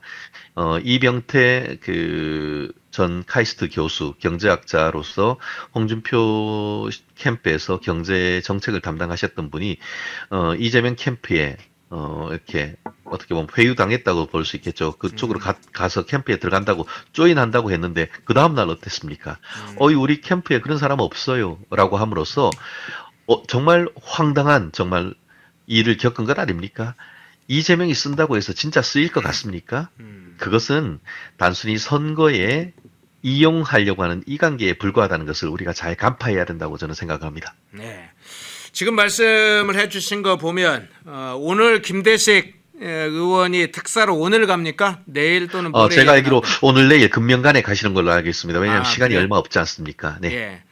자, 홍준표 시장이 어떤 행보를 어떤 선택을 할지를 지금 말씀해 주셨는데 사실 그 부분이 제일 이 사안의 마지막 종착점으로는 중요하지 않습니까? 지금 네네. 말씀하신 것처럼 최진현 변호사님이 생각하시는 것처럼 이 홍준표 씨 총리설 문제는 이관계, 이재명의 선거용이다 이런 걸 간파하고 계시다면 홍준표 시장께서 충분히 이걸 간파하리라고 보는데 뭐 마음이 잠시 두근거릴 수 있지만 이재명이 어떤 인간인가 그리고 민주당이라는 그 주변에 있는 세력들이 어떤 집단인지 개딸이 어떤 집단인지 어떻게 세력들을 용도 폐기하는지를 잘 안다면 간파하실 것 같은데 지금 아까 대구에 있는 어느 언론사 이야기를 했는데 그러면 실제로 국민의힘을 버리고 민주당이나 이재명의 후보 또는 실제 여기에 합류할 가능성은 별로 없어 보이는군요. 어떻게 보세요? 저는 그렇게 뭐 그 가능성이 높다고 보지는 않습니다. 왜냐, 네. 사실 뭐 대통령 후보로도 출마를 하셨고 또 국민의힘으로 해서 당 대표 나아가 경남지사, 보수의 심장이라고 해서 대구 시장까지 하셨는데, 그 상황 속에서 지난 12월 뭐 이런 전후로 해서 윤석열 전 대통령이 책임 총리를 맡아달라라는 그런 제안까지 받았던 사람 아니겠습니까? 그런 얘기를 지난 경선 과정에서 담담하게 하셨던 분입니다. 그런데 평생에 살아왔던 그런 신념을 저버리고 이재명이 밑으로 간다? 상상할 수 없는 일 아니겠습니까? 그렇기 때문에, 일단 김대식 의원님이 지금 하와이까지 가신다라고 하니까 저는 그 결과를 좀 지켜보고 싶고요. 네. 지금 홍준표 후보님 같은 경우에는 마음이 속상한 거는 저라도 좀 많이 속상하겠다라는 생각을 하게 됩니다. 인간적으로는 충분히 어떻게 보면 공감이 되는 부분도 있습니다. 하지만 그럼에도 불구하고 본인이 어떻게 보면 내가 당으로부터 받은 혜택이 뭐냐라고 얘기하고 내가 단기 필마로서 당이 그렇게 반대함에도 불구하고 뭐 경남지사라든가 아니면은 뭐 대구의 국회의원이라든가 아니면 대구의 시장이라든가 이런 것들을 내가 단기 필마로서 해냈다. 그 부분 개인적인 영향을 의심하는 사람이 누가 있겠습니까? 하지만 당이 있기 때문에 당 대표도 하실 수 있었고 당이 있었기 때문에 또 그 지원을 받아서 선거운동을 해서 또 경남지사 또 대구시장님 하셨던 거 아니겠습니까? 예. 그렇기 때문에 어려울 때는 정말 선당 후사 정신이 무엇인지 홍준표 시장님이 그렇게 입장을 다시 돌려주신다고 하면은 지금 외부에 계시는 한덕수 후보님이라든가 아니면은 한동훈 후보도 지금까지 같은 살짝 태업 같은 일은 더 이상 하기 어렵지 않을까 싶고요. 우리가 우리가 상도이라고 하듯이 그런 얘기 있지 않습니까? 아무리 뭘 그렇다 하더라도 같이 먹던 우물에 침은 뱉지 말아야 된다는 그런 얘기도 하지 않습니까? 뭐 굳이 제가 이 비유를 홍준표 시장님한테 드리는 부분은 아니고요. 속이 상한 거 압니다. 하지만 지금 만약에 정권이 이재명에게 넘어갔을 때에 그에 따른 후폭풍이 과연 홍준표 시장님한테는 가지 않을지, 홍준표 시장님을 지지하던 세력들에게는 가지 않을지 그런 부분을 좀 더 크게 보신다고 하면은 홍준표 시장님 아직까지는 시간이 있고 충분히 돌아오셔서 역할을 할 가능성도 저는 예측해 봅니다. 예. 마지막 질문 좀 드릴게요. 김용태 신임 비대위원장 기대와 우려 동시에 둘 다 있는데 자, 기대는 이런 겁니다. 이제 국민의힘 내부의 그간의 여러 가지 모습, 의원들이나 주변에 있는 세력들이 주로 권력에 대한 집착은 강한데 주로 자기의 이득, 자기의 권력에 대한 이득은 집착은 강한데 위기의 순간에 나라와 보수 진영을 위해서 모든 걸 걸고 싸우는 사람은 없더라. 낡은 관성에 익숙하고 주로 파벌, 뭐 이런 것에 패권주의 이런 낡은 어떤 행태에 굉장히 익숙하고 그런 문화가 정치 문화가 오랫동안 근래 한 20년간 축적돼 왔다 이런 평가들이 많은데 이런 거 확 바꿔가지 않으면 사실은 보수정당 미래가 없다 이런 평가 있지 않습니까? 그렇습니다. 네. 우려도 이제 동시에 이 김용태 비대위원장에 대한 우려도 높은데 뭐 하나의 정당이라는 게 전통적으로 쌓아온 여러 가지가 있기 때문에 개혁 작업이라는 것은 고단하고 그렇지만 이 지지층이라든가 이런 마음들을 충분히 고려하고 그래서 감정, 정서, 정치적인 어떤 선택 고려하면서 해야 되는데 너무 빠르게 엑셀레이터를 밟음으로써 올 수 있는 분란, 분열 이것도 우려를 하는데 당장 대통령 출당 문제도 있고 그래요. 그래서 이 질문을 좀 드리고 싶어요. 비대위원장의 지금 된 신임 비대위원장이 가장 중요한 책무 이게 뭘지 이게 좀 핵심적일 것 같은데 이 부분 어떻게 보세요? 그렇습니다. 그 개혁이 혁명보다 어렵다 뭐 그런 말씀이 있지 않습니까? 그만큼 기존의 기득권을 무너뜨리고 그것을 개혁해 나가는 것이 참 어렵지만 보수가 개혁하지 않으면은 사실 몰락밖에 없다라는 것이 역사적으로 입증되는 부분인데 35세 최연소 국민의힘 국회의원을 지금 비대위원장 당대표로 앉혔습니다. 그렇다고 하면 왜 그렇게 했습니까? 그런 극약 처방이 있다는 것은 1차적으로 궁극적 목표가 당의 대선 승리 아니겠습니까? 그렇다고 하면 그의 대선 승리를 위해서 전략이 무엇이고 전술이 무엇인고 이 부분에 대해서는 김용태 신임 비대위원장도 나름대로 판단하는 것이 있다고 봅니다. 다만 초선이지만 이미 예전부터 또 청년 최고위원도 하는 등 정치적 내공이 상당히 깊다라고 저는 생각을 합니다. 말씀드린 것처럼 현 상황 속에서 궁극적 목표는 일단 당의 대선의 승리인 것이고 그 1차적으로 그럼 승리를 위한 필승 전략이 무엇이냐 했을 때는 이렇게 저는 표현합니다. 집 나간 3H를 잡아라. 집 나간 3H. 공교롭게도 한덕수, 한동훈, 홍준표 다 H로 시작합니다. 3H는 이번 그 경선에서 같이 경쟁하셨던 한덕수 전 총리님, 한동훈 전 대표님, 그리고 또 홍준표 전 대구시장님 아니겠습니까? 이분들을 같이 이 캠프에 큰 빅텐트에 일단 모심으로써 지도 밖으로 행군할 수 있는 그런 그 승기를 잡을 수 있는 부분인데 어제 그 전술로서 참 윤석열 전 대통령을 존중하면서도 정말 간절하게 또 나름대로의 거취에 대한 결단을 요청을 했습니다. 신임 비대위원장으로서 참 쉽지 않은 선택이었고 저도 봤을 때에 적지 않은 분들이 또 그런 부분에 반발하고 있는 것도 저도 잘 알고 있습니다. 하지만 지금으로서는 중도 확장이 현실적으로 또 중요하다는 부분을 또 우리가 부인할 수 없는 그런 부분이기 때문에 말씀드린 것처럼 대선 패배 이후에 윤 대통령도 살리기 어렵고 우리 보수 세력도 민주당의 무단한 어떤 그런 입법 폭주 또 탄핵 폭주 등으로 인해서 괴멸 위기 상황을 맞이할 가능성이 굉장히 큽니다. 그렇다고 하면은 현 상황 속에서 리더들의 역할, 저는 이렇게 봅니다. 지금 국민의힘의 대선 전략은 대선 후보는 통합, 그리고 비대위원장은 쇄신, 이 두 개의 어떤 키워드를 가지고 가는 것 같습니다. 지금 마치 지금 언론 같은 경우에는 그 좌파들을 통해 가지고 국민의힘을 이간질을 합니다. 윤석열 대통령 지지층도 떼내고 중도층도 떼내고 하려는 그런 이관계를 계속 언론을 통해서 주입시키는데 거기에 굴하지 않고 우리 김문수 후보님은 통합을 계속 얘기를 하고 계십니다. 그렇기 때문에 그런 부분을 윤석열 전 대통령의 거취와 관련되는 부분을 김문수 후보님과 연결시키는 것은 전 부당하다고 생각합니다. 그런 부분은 당에서 결정을 해야 될 부분이고 오롯이 신임 비대위원장이 본인의 결단, 그에 따른 본인의 정치적 책임을 지는 것으로서의 어떤 역할을 분담하는 것이 좀 맞다고 생각하고 지금으로서의 어떤 스탠스, 비판적인 부분도 많습니다만 우리가 결론적으로는 지지할 수밖에 없다고 생각합니다. 이기기 위해서는 지금으로서는 홍준표 후보님이 얘기하는 지게 짝대기라도 잡아야 되는 그런 부분이 있고 좀 많이 속상한 분들이 계십니다. 저라도 왜 속이 안 상하겠습니까? 하지만 지금으로서는 이렇게 보면은 산토끼를 잡고 좀 더 확장 우리가 지경을 넓히기 위한 고육책이란 점도 우리가 좀 고려를 해주셨으면 하는 제가 김용태 신임 비대위원장에게도 아마 그렇기 때문에 본인도 이와 같은 그 말씀을 하기가 정말 어려웠지만 그럼에도 불구하고 보수의 혁신을 위한 어떤 카드로 내민 것이 아닌가 싶은데요.